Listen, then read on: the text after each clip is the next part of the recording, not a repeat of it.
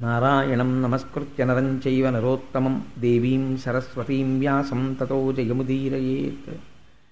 హరి ఓం. పరమేశ్వర స్వరూపమైన సభకి నమస్కారం.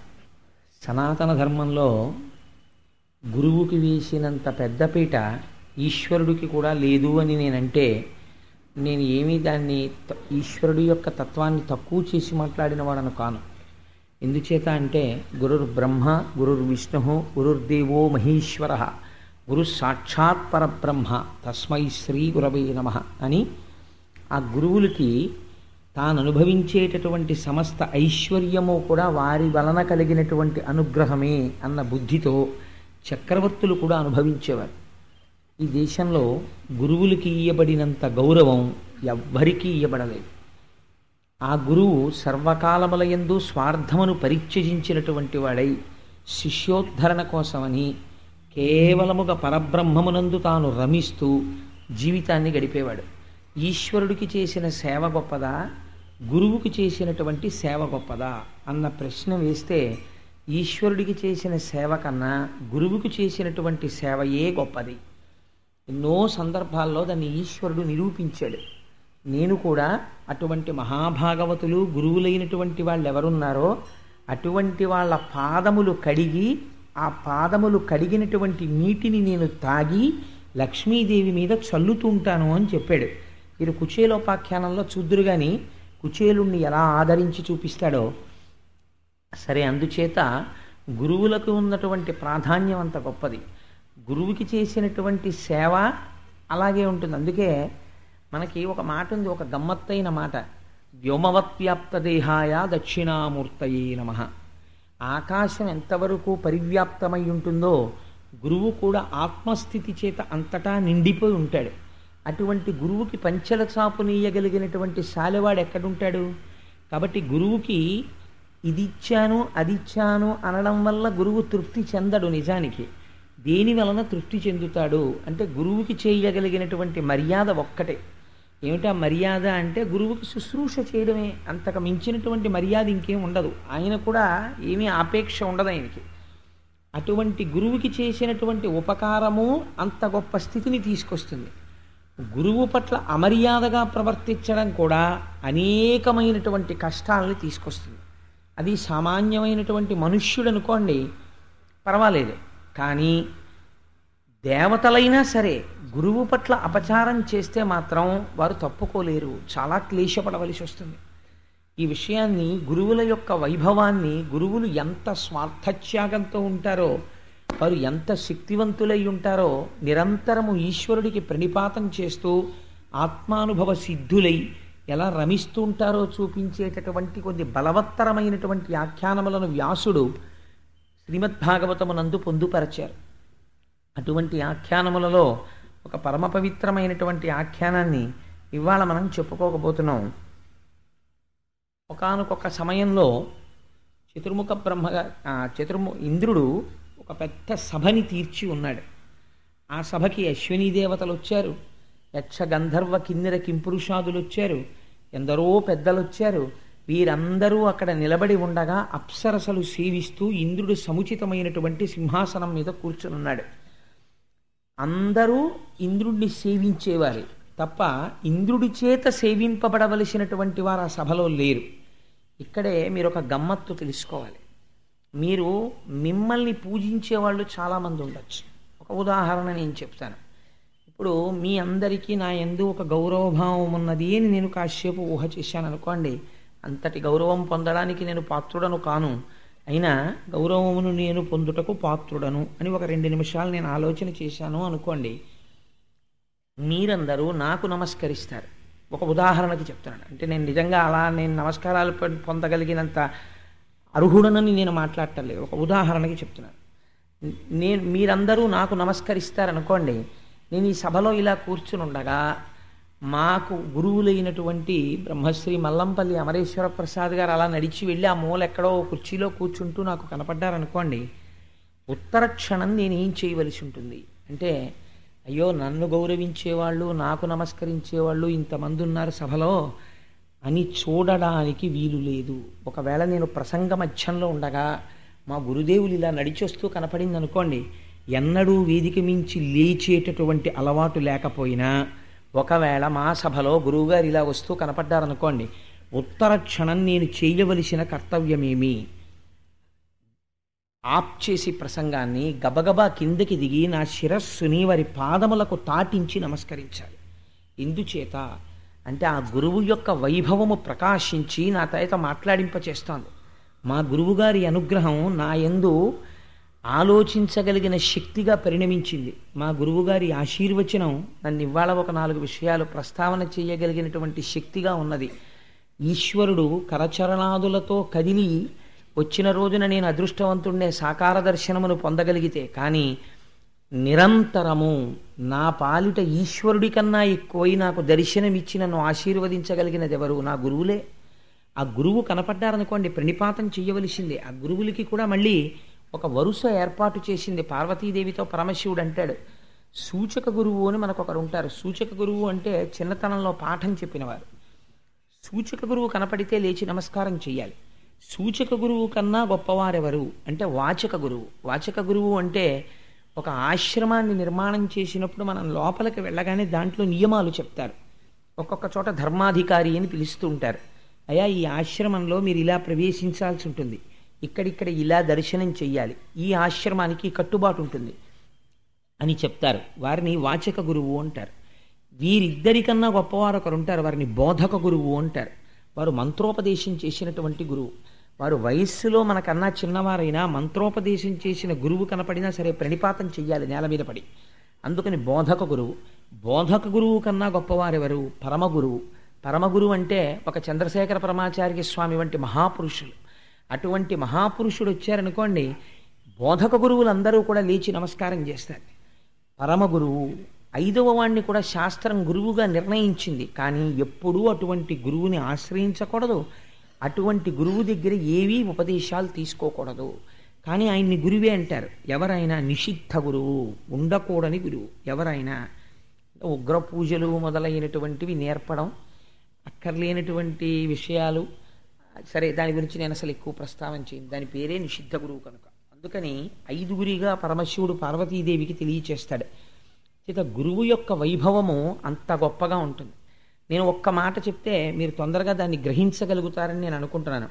బ్రహ్మస్థానే కృతం పాపం విష్ణుస్థానే విముచ్యతి. ఒక్కటే పరబ్రహ్మస్వరూపమైన అది సృష్టి స్థితి లయలు చెయ్యడంలో బ్రహ్మ విష్ణు మహేశ్వరులుగా భాషిస్తూ ఉంటుంది. బ్రహ్మస్థానే కృతం పాపం విష్ణుస్థానే విముచ్యతి. ఎప్పుడైనా చతుర్ముఖ బ్రహ్మగారి స్థానమునందు అపచారం జరిగితే శ్రీ మహావిష్ణువు యొక్క మూర్తికి నమస్కరిస్తే పోతుంది. విష్ణుస్థానే కృతం పాపం శివస్థానే విముచ్యతి. జ్ఞానదాత కాబట్టి విష్ణువునందు జరిగినటువంటి అపచారాన్ని పరమశివుడు పరిహరిస్తాడు. విష్ణుస్థానే కృతం పాపం శివస్థానే విముచ్యతి. శివస్థానే కృతం పాపం గురుస్థానే విముచ్యతి. శివుడి దగ్గర ఏదైనా అపచారం జరిగితే గురువుకి నమస్కారం చేసి గురువుకి క్షమార్పణ చేస్తే గురువు తీయగలడు. ఇంకా తర్వాత చెప్పలేదు. అంటే నీవు చెయ్యకూడని అపచారం ఏది? అసలు గురువు జోలికి వెళ్ళకూడదు, గురువు మనస్సు బాధ పెట్టకూడదు. గురువుకి ఏమి అపచారం చెయ్యక్కర్లేదండి.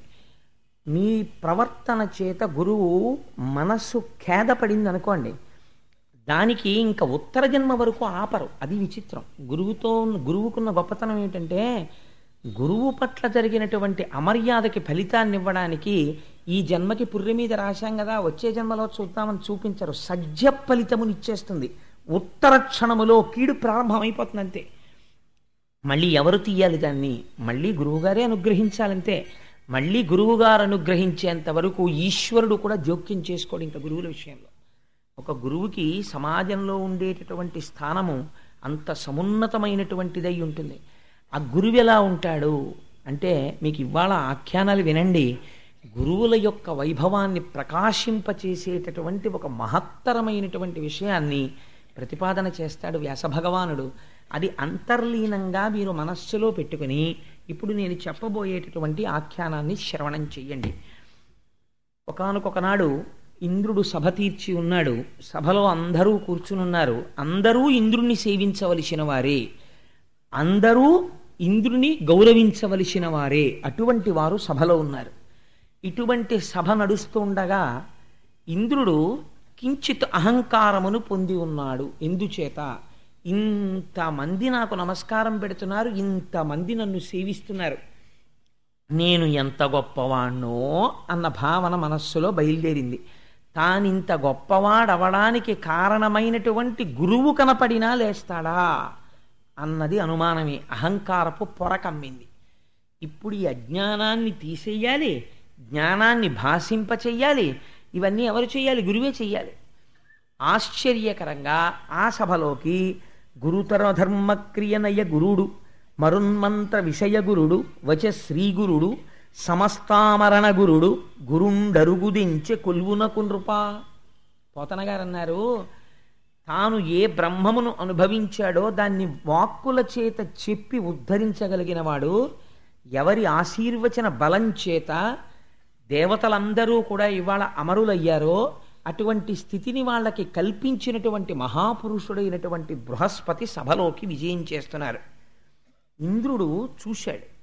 చూసి వస్తున్నవాడు బృహస్పతిని తెలుసు, వస్తున్నవాడు సాక్షాత్తుగా తనకి గురువని తెలుసు.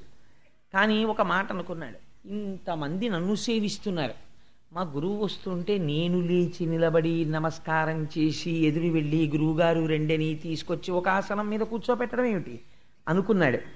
అమిత తపప్రభావు కరుణాత్ముని గీష్పతి చూచి రాజ్య దుర్మద మదరేఖ నింద్రుడు వృధా తన గద్దియ లేవకుండే నెయ్యమున ఎదుర్కొనంజనక ఆసనమీయక గౌరవోపచారముల ప్రసన్ను చేయక తిరంబుగ దివ్య సభాంతరంబునన్. ఏం చెయ్యలేదు అంటే, వచ్చిన గురువుగారు తాంబూలాలు అడిగే గురువుగారు కాదు ఆయన. నాకేమైనా సభలోకి వచ్చాను కదా, ఓ హారం ఇస్తావా, 116 ఇస్తావా అని అడిగే గురువుగారు కాడు ఆయన. ఎన్నడూ ఏదీ కోరకుండా ఇంద్రుణ్ణి ఇవాళ ఇంద్రుణ్ణి చేసిన గురువుగారు. అటువంటి గురువు వస్తుంటే చెయ్యవలసిన మర్యాద ఒకటి ఉన్నది. ఏది చెయ్యలేదు. లేచి నిలబడలేదు, నమస్కరించలేదు, ఎదురు వెళ్ళలేదు, స్వాగతం పలకలేదు, ఒక ఉచితాసనమును చూపించలేదు, అర్ఘ్యమియ్యలేదు, పాద్యమియ్యలేదు, ఏమీ పలకలేదు. గురుడు వచ్చి సభామంటపంలోకి వస్తూ ఒక్క 2 అడుగులు వేసి చూశాడు. వస్తున్నాడు ఎవరో అన్నట్టుగా కూర్చునున్నాడు. వెంటనే బృహస్పతి అనుకున్నారు, అప్పుడు సురపతి కన్నుల కప్పిన సురరాజ్యమద వికారంబునకున్ చప్పుడు చేయక గృహమునక పుణ్యుడు తిరిగిపోయ అతికిన్నుండై. అపుణ్యుడు అన్నారు. ఎంత గొప్ప మాట చూడండి. కిన్నుండై, కించిత్ బాధ కలిగింది మనస్సులో. ఇంతటి వాణ్ణి చేశాను, వీడు ఇంతటి వాడు కావడానికి కారకుడైనటువంటి నేను సభలో కనపడితే లేచి నిలబడి నమస్కరించలేదు అని. ఇంకా ఇటువంటి సభలో పైగా ఇంకొకటి ఉంది. అటువంటి సభలోకి వెళ్ళి బృహస్పతి కూర్చున్నారనుకోండి, ఇంద్రుడు ఎంత అనాదరం చేస్తుంటే అంత పాపము ఇంద్రుణ్ణి కట్టి కుడిపేస్తుంది. కాబట్టి నిజంగా పుణ్యాత్ముడే బృహస్పతి. ఉద్ధరించాలంటే ఏం చేయాలి? ఇంకా తన సభలో ఉండకూడదు. అందుకని నిశ్శబ్దంగా, ఓహో వీడికి సురపతి కన్నుల కప్పిన సురరాజ్యమద వికారంబునకున్, వీడివ్వాల నేను దేవలోకానికి అధిపతిననేటటువంటి మద వికారమును పొందాడు కాబట్టి నేను ఇంకిక్కడ కనపడకూడదు. దీని గురించి రామకృష్ణ పరమహంస చాలా గొప్ప విషయం చెప్తారండి.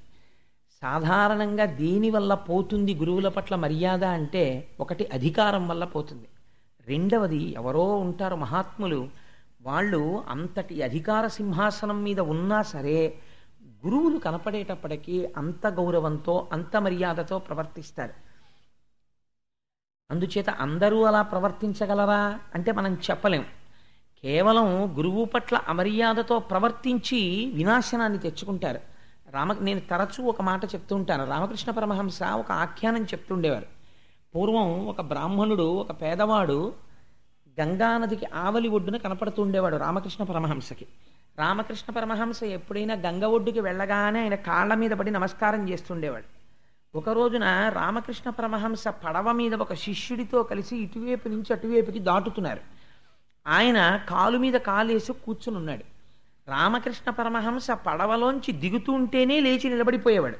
లేచి నిలబడిపోయి వచ్చి గురువుగారి కాళ్ళ మీద పడ్డానికి సిద్ధంగా ఉండేవాడు.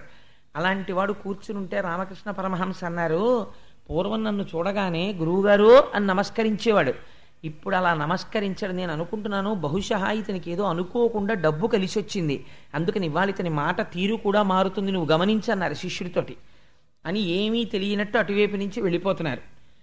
అప్పటి వరకు రామకృష్ణ పరమహంస కనపడితే భూమి మీద పడి నమస్కారం చేసే అలవాటు ఉన్నటువంటి బ్రాహ్మణుడు పరమహంసని చూసి hi Thakur how are you అన్నాడు. హాయ్ ఠాకూర్ ఎలా ఉన్నావు అని అడిగాడు. ఎందుచేత మదవికారం. 4 రూపాయలు వచ్చాయి. మనిషిని డబ్బు కానీ అధికారం కానీ విద్య కానీ మరింత వినయవంతుణ్ణి చెయ్యాలి తప్ప ఏ విభూతి చేతనైనా వినయం పక్కకు వెళ్ళిపోయిందనుకోండి, ఈశ్వరుడు ఆ విభూతి ప్రకాశం చేతనే మళ్ళీ పాడు చేస్తాడు. అందుచేత అహంకారం అన్నది పొడసూపకూడదు, పరమ వినయంతో ఉండాలి. గురువులైనా అంతే, ఆ వినయంతో ఉండవలసిందే. అందుకే ఎంత చమత్కారంగా ఉంటుందంటే, నాకు ఒకసారి రామకృష్ణ పరమహంస పేరు మొదలు పెడితే ఇంకా నాకు వారే జ్ఞాపకానికి వస్తుంటారు. ఒకసారి పరమహంస ఒక మాట చెప్తారు, డబ్బు మనిషిని ఎంత మారుస్తుంది అంటే, ఒక చిల్లు జేబు ఉన్నటువంటి వ్యక్తి ఒకనాడు అలా వెళ్ళిపోతుంటే జేబులోంచి 1 రూపాయి కాసు జారి కింద పడింది. అక్కడ ఒక కన్నంలో కప్పు ఉంది. ఆ కప్పు ఏం చేసుకుంటుంది? రూపాయి.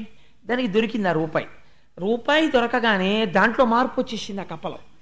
అటువైపు నుంచి రాజుగారు మదపుటేనుగు మీద వస్తున్నాడు, భద్రగజం మీద వస్తుంటే చేతిలో రూపాయి ఉంది కదా ఆ కప్పకి. అది లేచి నిలబడి కాలెత్తి, ఏ మర్యాద లేదా, రూపాయి ఉంది, పో పక్కకి అంది. ఎవరిని? భద్రగజాన్ని. ఎందుకు? రూపాయి చేతిలో ఉంది.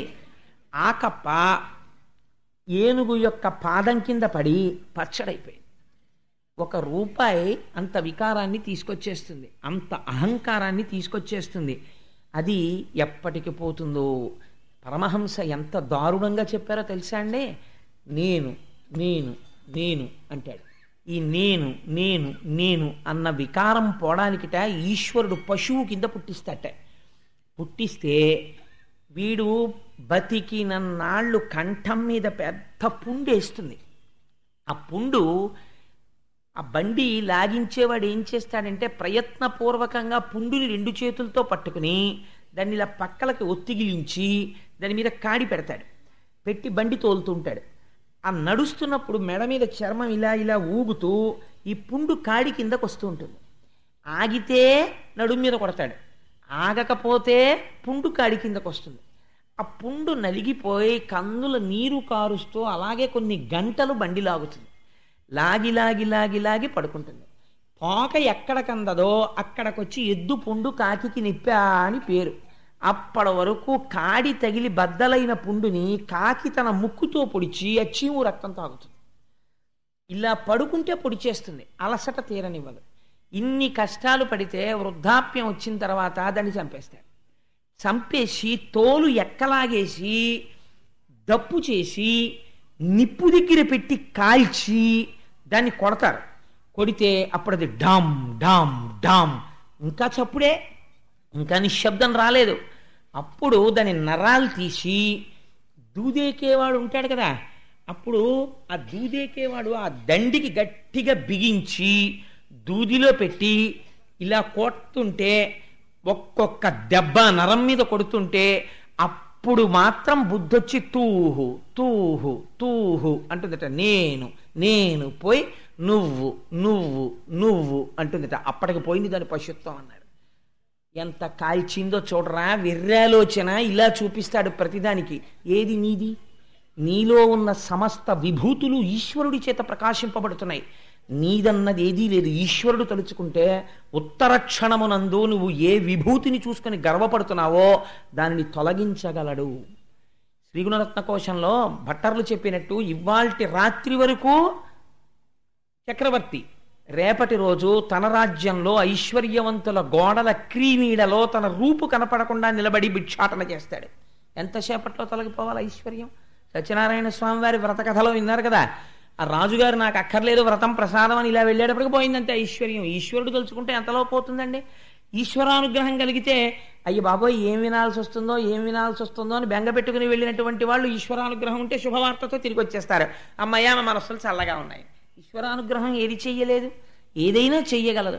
అది నమ్ముకున్న వాళ్ళకి ఆ సంస్కార బలం, ఆ మంచితనం ఎప్పుడూ కాపాడుతుంటాయి. సరే, అందుచేత ఆ గురుడు వస్తుంటే లేచి నిలబడనటువంటి కారణం చేత ఆయనకి కలిగినటువంటి మదవికారమును తొలగించాలనుకున్నాడు. అనుకుని ఆ పుణ్యుడు తిరిగి వెళ్ళిపోయాడు. కానీ సభ ఆపలేదు. ఇంద్రుడు సభ నడిపించాడు. సభ అంతా అయిపోయింది, అందరూ వెళ్ళిపోయారు. అప్పుడు అనుకున్నాడు మనస్సులో, అరేరే, ఇంతమంది నన్ను సేవించడానికి ఏది కారణం? ఈశ్వరానుగ్రహం కారణం. ఆ ఈశ్వరానుగ్రహం నాకు తెచ్చిపెట్టిన వాడెవరు? నా గురువు. అటువంటి గురువు సభలో వస్తుండగా సింహాసనాధీష్ఠుడైనటువంటి రాజు లేవకూడదని చెప్పినవాడు, అధర్మంతో మాట్లాడినవాడు.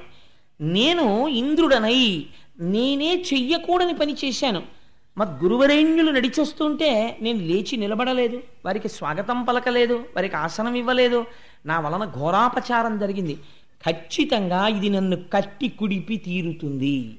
కాబట్టి ఇప్పుడు దీన్ని ఎవరు ఆపాలి? మా గురువులే ఆపాలి అని గబగబా పరిగెత్తుకుంటూ గురువుగారి ఇంటికి వెళ్ళాడు. ఇక్కడ కూర్చున్నాడు. కానీ గురువు యొక్క శక్తి ఏమిటి? తన పట్ల అమర్యాదగా ప్రవర్తించినటువంటి ఇంద్రుడి మనస్సులో వస్తున్నటువంటి భావజాలమును బృహస్పతి తన యొక్క గృహమునందు కూర్చుని తెలుసుకుంటున్నాడు. ఇంద్రుడు బయలుదేరి తన ఇంటికి వస్తున్నాడు. తన ఇంటికి వస్తున్నాడని తెలుసుకోగానే అతనికి ఒక పాఠం చెప్పాలని తన యోగశక్తితో ఇంద్రుడికి దొరకకుండా అంతర్హితుడైపోయాడు. వచ్చాడు. ఆ గురువుగారి ఇల్లంతా వెతికాడు. కానీ ఎక్కడా గురువుగారి దర్శనం అవ్వలేదు. ఖిన్నుడై మళ్ళీ ఐరావతం ఎక్కి వెళ్ళిపోతున్నాడు. అయ్యో, గురువుగారు ఎక్కడా దొరకలేదురా, గురువుగారి పట్ల అపచారం చేశాను, గురువులకి క్షమార్పణ అనుకుంటున్నాడు. ఈ మాట వినవలసిన వాళ్ళు విన్నారు. ఇదే ఉత్తరక్షణ ఫలితం అంటే. ఎవరు విన్నారు? రాక్షసుల గూఢచారులు విన్నారు. విని వెంటనే పరుగున వెళ్ళిపోయి రాక్షసులకు నివేదన చేశారు. అయా, ఇవాళ ఇంద్రుడికి బృహస్పతి యొక్క అనుగ్రహం తొలగిపోయింది. బృహస్పతికి ఆగ్రహం కలిగింది. గురువు ఆగ్రహం ఎవరి మీద కలిగిందో వాడిని పడగొట్టేయడం చాలా తేలిక. కాబట్టి ఇప్పుడు ఇంద్రుడు గడ్డిపోల్చ నిమిత్తం అంతే మనం యుద్ధానికి వెళ్ళడం, ఓడిపోయి తీరుతాడు. అందుకని మనం యుద్ధానికి బయలుదేరదాన్ని రండి అన్నారు. అంతే. ఆ శత్రు సైన్యం అంతా, రాక్షసులందరూ వచ్చేశారు. బ్రహ్మాండమైనటువంటి పోరు జరుగుతోంది. ఇంత బలవంతులైనటువంటి దేవతలు కూడా గడ్డిపోచల్లా ఎందుకు పనికి రాకుండా ఓడిపోయి వెళ్ళిపోతున్నారు. వాళ్ళేం చేశారు? రాక్షసులు యుద్ధానికి వచ్చే ముందు శుక్రాచార్యుల వారి పాదములు పట్టుకుని వారికి నమస్కరించి వారి అనుగ్రహంతో బయలుదేరి వచ్చారు యుద్ధానికి. ఆయన ఆశీర్వచనం చేసి పంపించాడు. ఇప్పుడు వారికి గురుబలం ఉన్నది. వారు రాక్షసులు కావచ్చు, వీళ్ళు దేవతలే కావచ్చు. ఎంత గొప్ప తీర్పు చెప్తున్నారో చూడండి మహర్షి. వీరు దేవతలు కావచ్చు, వీరికి గురుబలం లేదు. వాడు ఇంద్రుడే కావచ్చు, అశ్విని దేవతలు కావచ్చు, దిక్పాలులు కావచ్చు, ఇవాళ గురుబలం లేదు. అందుచేత వీరు ఓడిపోయారు. అమరావతిని రాక్షసులు స్వాధీనం చేసుకున్నారు.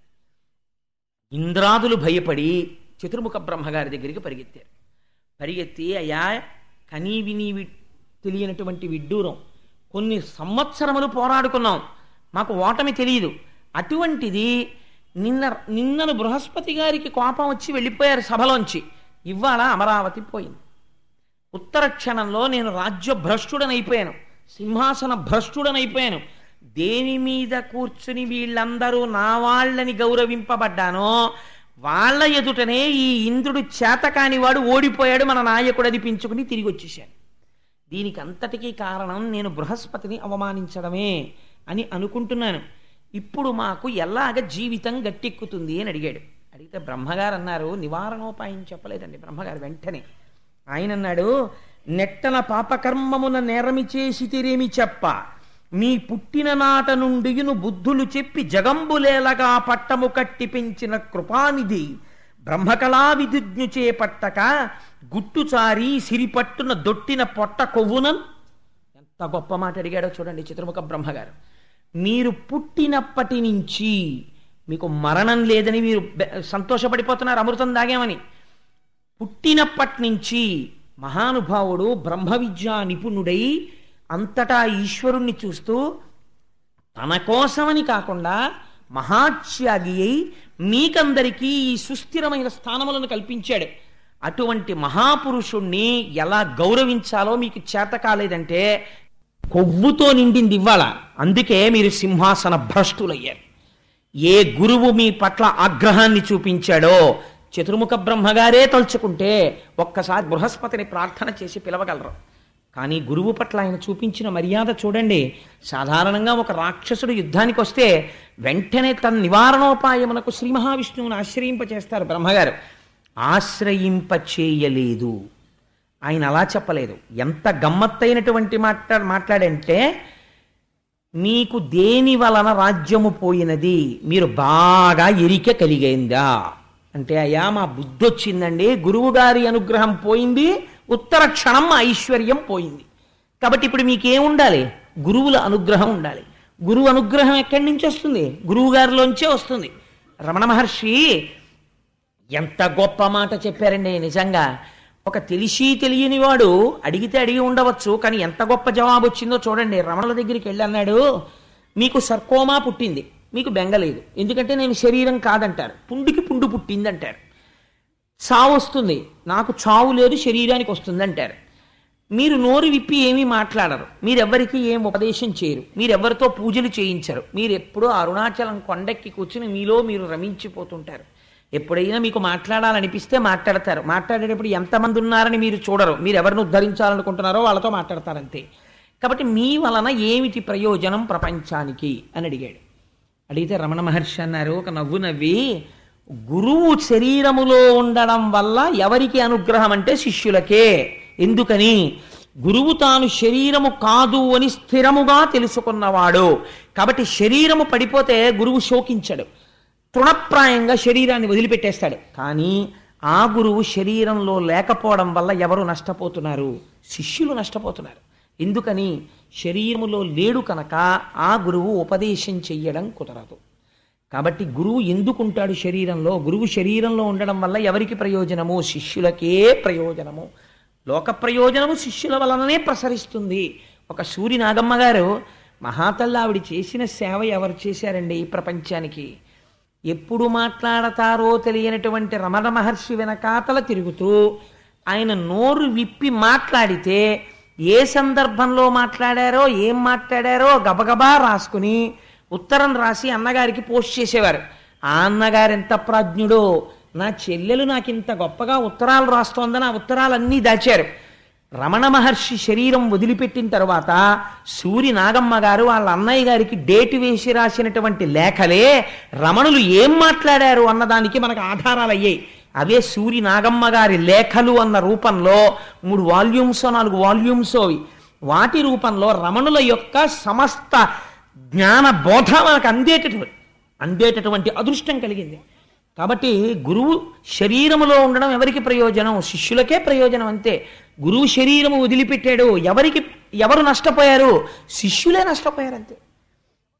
అందుచేత అటువంటి గురువు ఇప్పుడు మీకు కనపడకుండా వెళ్ళిపోయాడు.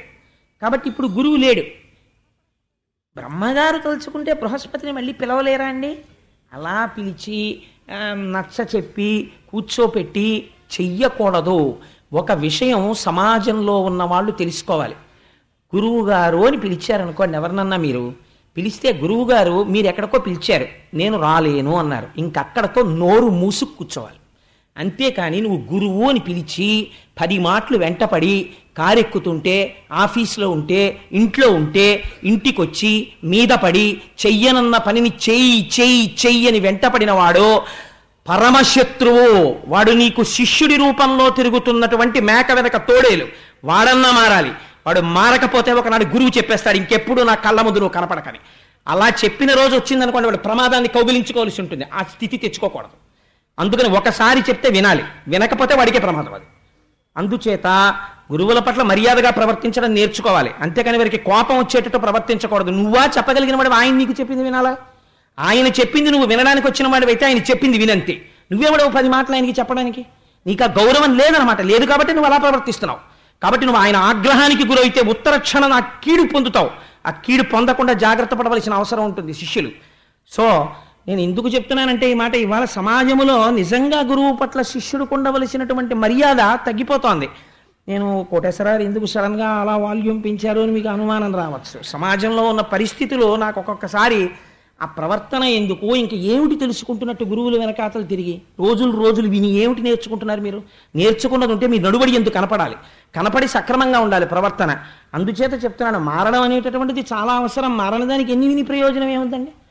కాబట్టి ఆ మాట చతుర్ముఖ బ్రహ్మగారు గురువుని పిలిచి చెప్పకూడదు. ఎంత మర్యాద పాటించాడో చూడండి. బ్రహ్మగారంతటి వాడు పిలిచి, అయ్యా మీరు వాళ్ళందరూ బాధపడుతున్నారండి, మీరు వెళ్ళండి అని చెప్పలేదని. ఎంత మర్యాద ప్రవర్తించాడంటే, ప్రస్తుతం గురుస్థానం ఖాళీగా ఉండకూడదు. అందాక నేను మీకు ఒక అభయం ఇస్తున్నాను. మీరు ఏం చేస్తారంటే, వెళ్ళి ఒక గురువుని ఆశ్రయించి గురువు యొక్క అనుగ్రహమును పొందండి. ఆచార్య పురుషుడిగా ఉండడానికి అర్హుడైన వారెవరో వారి పాదములు పట్టుకోండి. అంటే వాళ్ళు అన్నారు, మాకేం తెలుసు, మేము ఎవరి పాదాలు పట్టుకుంటాం? గురువు పాదాలు పట్టుకుని రక్షింపబలవలసిన వాడు గురువు ఎలా ఉండాలో ఎలా నిర్ణయించుకుంటాడు? కాబట్టి మీరే సెలవిస్తే మేము అటువంటి మహాపురుషుడి యొక్క పాదములు పట్టుకుని మా గురువులు ప్రసన్నులయ్యేంత వరకు గురువుల యొక్క అనుగ్రహాన్ని పొందుతూ, వీళ్ళకి నడువడి తెలిసిందిరా అన్న రోజున మళ్ళీ మా గురువుల అనుగ్రహం మాకు కలుగుతుంది. అందుకని మీరు మా యందు సులభులై కారుణ్యమును ప్రసరించవలసినది, మాకొక గురువుని చూపించవలసినది అన్నారు. అంటే చతుర్ముఖ బ్రహ్మగారు అన్నారు, త్వష్ట ప్రజాపతి అనబడేటటువంటి ప్రజాపతికి ఒక కుమారుడు ఉన్నాడు. వరసకి ఆయన మీకన్నా చాలా చిన్నవాడు, కుమారుడి వరుస. కానీ ఆయన ఆత్మజ్ఞాని, బ్రహ్మజ్ఞాని, సర్వకాలముల యందు బ్రహ్మమునందు రమిస్తూ ఉంటాడు. అటువంటి మహాపురుషుణ్ణి మీరు సేవించి ఆచార్య పదవి యందు, గురు పదవి యందు కూర్చోపెడితే ఆయన యొక్క అనుగ్రహం చేత, ఆయన ఆశీర్వచనము చేత మళ్ళీ మీరు రాజ్య సంపదలను పొందగలరు.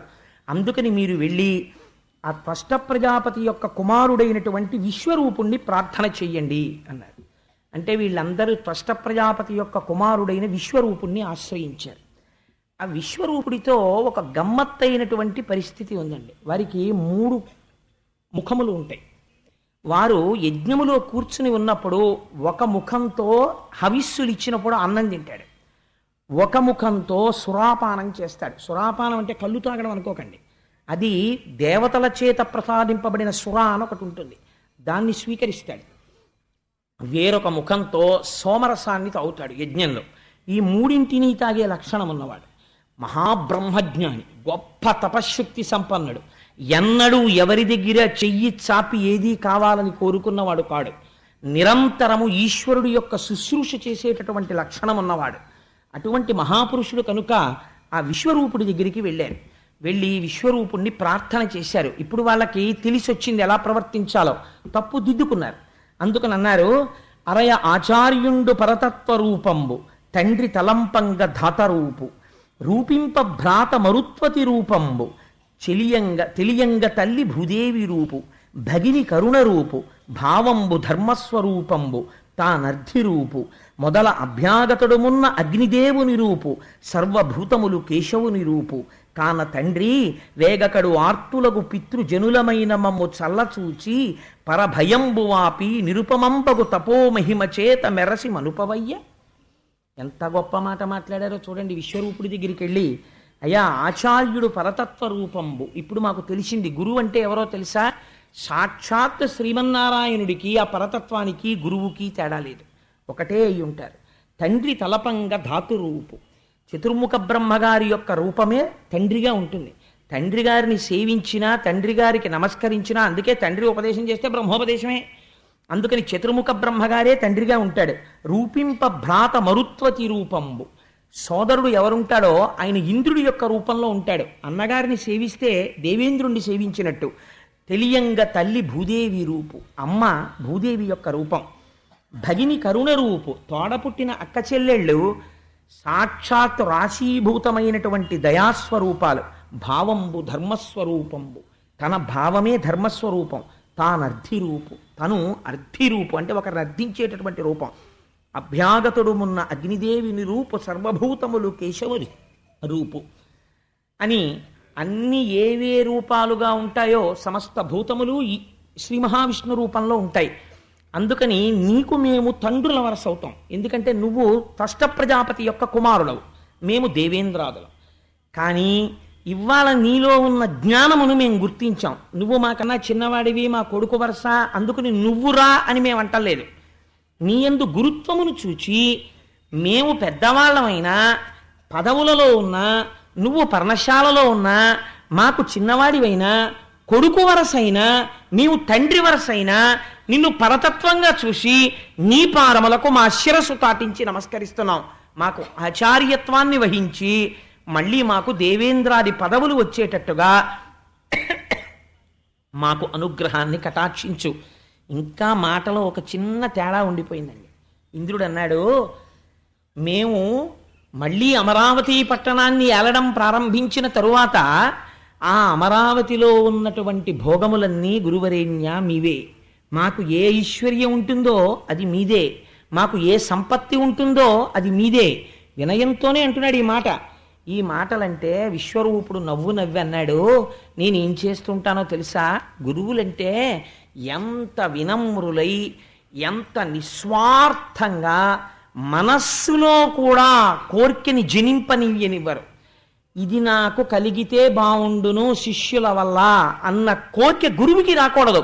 శిష్యులు గురువు శరీరం చాలా కాలం నిలబడ్డం కోసం శిష్యులు అమర్చారనుకోండి గురువుగారికి, గురువుగారు ఇలా ఉంటే మీ శరీరం పడిపోతుంది, అందుకని మీరు నడవకండి, మేము పల్లకీలో తీసుకెడతాం అన్నారనుకోండి గురువుగారి, దోషం లేదు.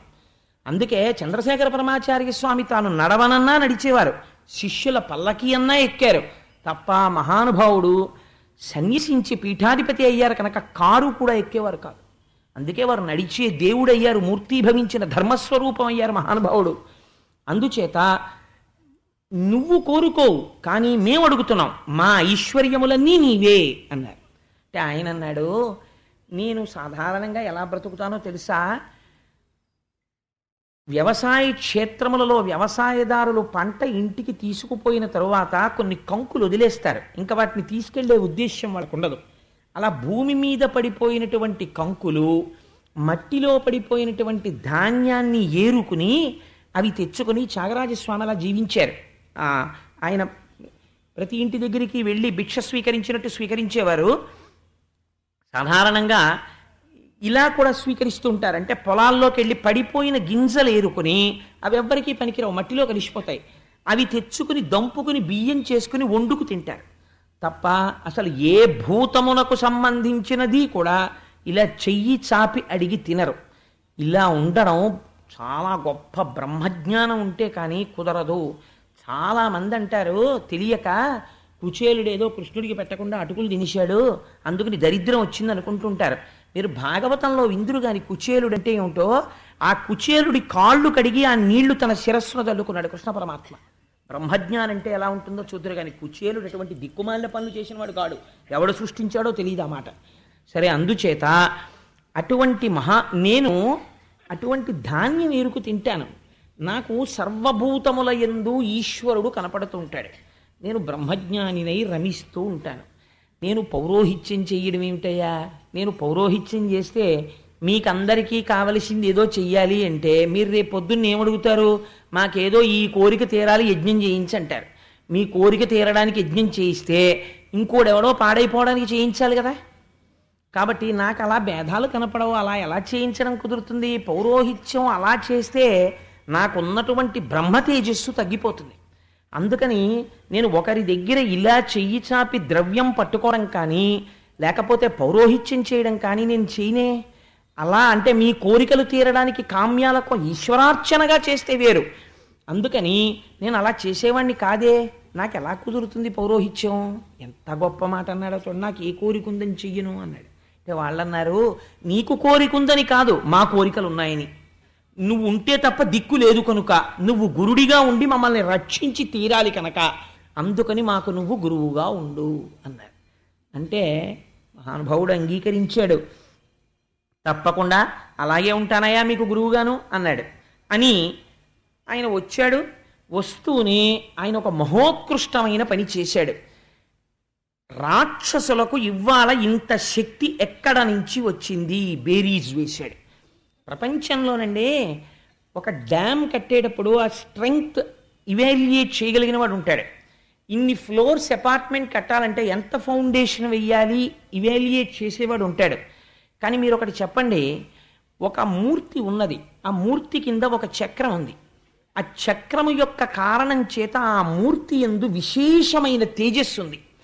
అంత తేజస్సుని తట్టుకోగలిగినటువంటి తపశ్శక్తి సత్యశక్తి ఈనాడు ప్రపంచంలో ఉన్న మనుష్యులకి లేదు. కాబట్టి వీళ్ళెళ్ళి ఆ మూర్తి ముందు నిలబడలేరు కనుక ఇటువంటి వాళ్ళందరి శక్తి ఎంత, మూర్తి యందు అధికమైపోయిన శక్తి ఎంత శక్తిని ఇప్పుడు మినహాయిస్తే వీళ్ళు తట్టుకోగలుగుతారు అన్నది లెక్క కట్టి ఆ మూర్తిలోంచి అంత శక్తిని తీసివేయగలిగినటువంటి శక్తి ఒకడికి ఉన్నదనుకోండి, అప్పుడు ఆయన ఎంతటి మహానుభావుడై ఉండాలి. అదే శంకరాచార్యుల వారు. శంకరాచార్య స్వామి చేసిన గొప్ప పని ఏమిటో తెలుసా అండి?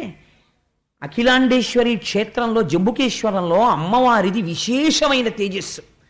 అమ్మవారి ముందు వెళ్ళి నిలబడలేరని అమ్మవారిలో ఎక్కువైపోయిన శక్తిని మినహాయింపు చేసి తీసేసి దాన్ని ఇప్పుడు మళ్ళీ ఎక్కడ పెట్టాలి? అది తేజస్సు శక్తి, దాన్ని ఎక్కడ పెట్టినా శక్తిపాతం అవుతుంది, అందుని పెట్టకూడదు.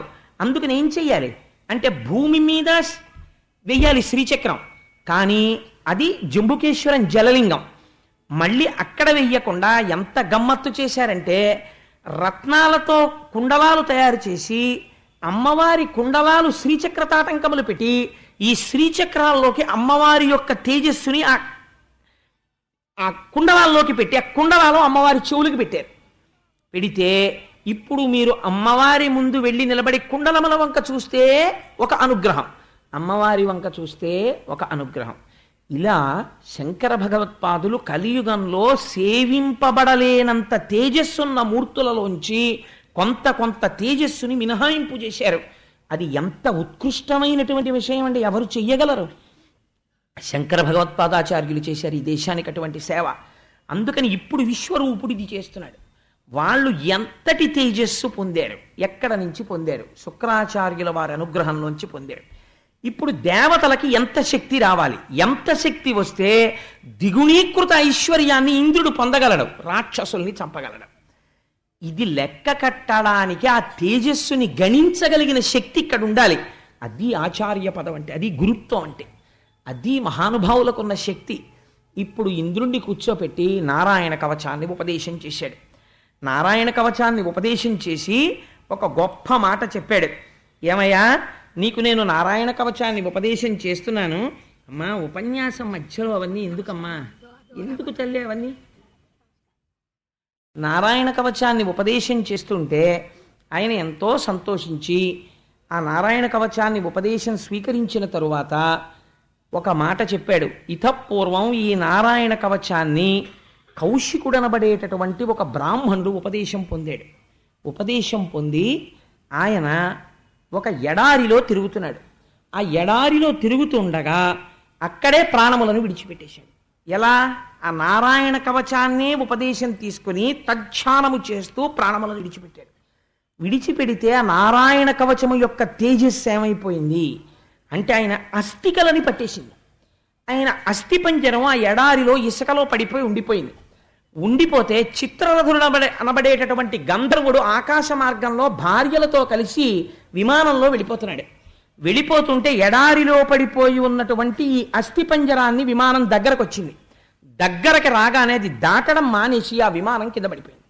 కింద పడిపోతే అందులోంచి గంధర్వుడు భార్యలతో బయటపడిపోయాడు. బయటపడిపోయి ఇదేమిటి అకస్మాత్తుగా విమానం భూమి మీద పడిపోయింది ఏమిటని తెల్లబోయాడు.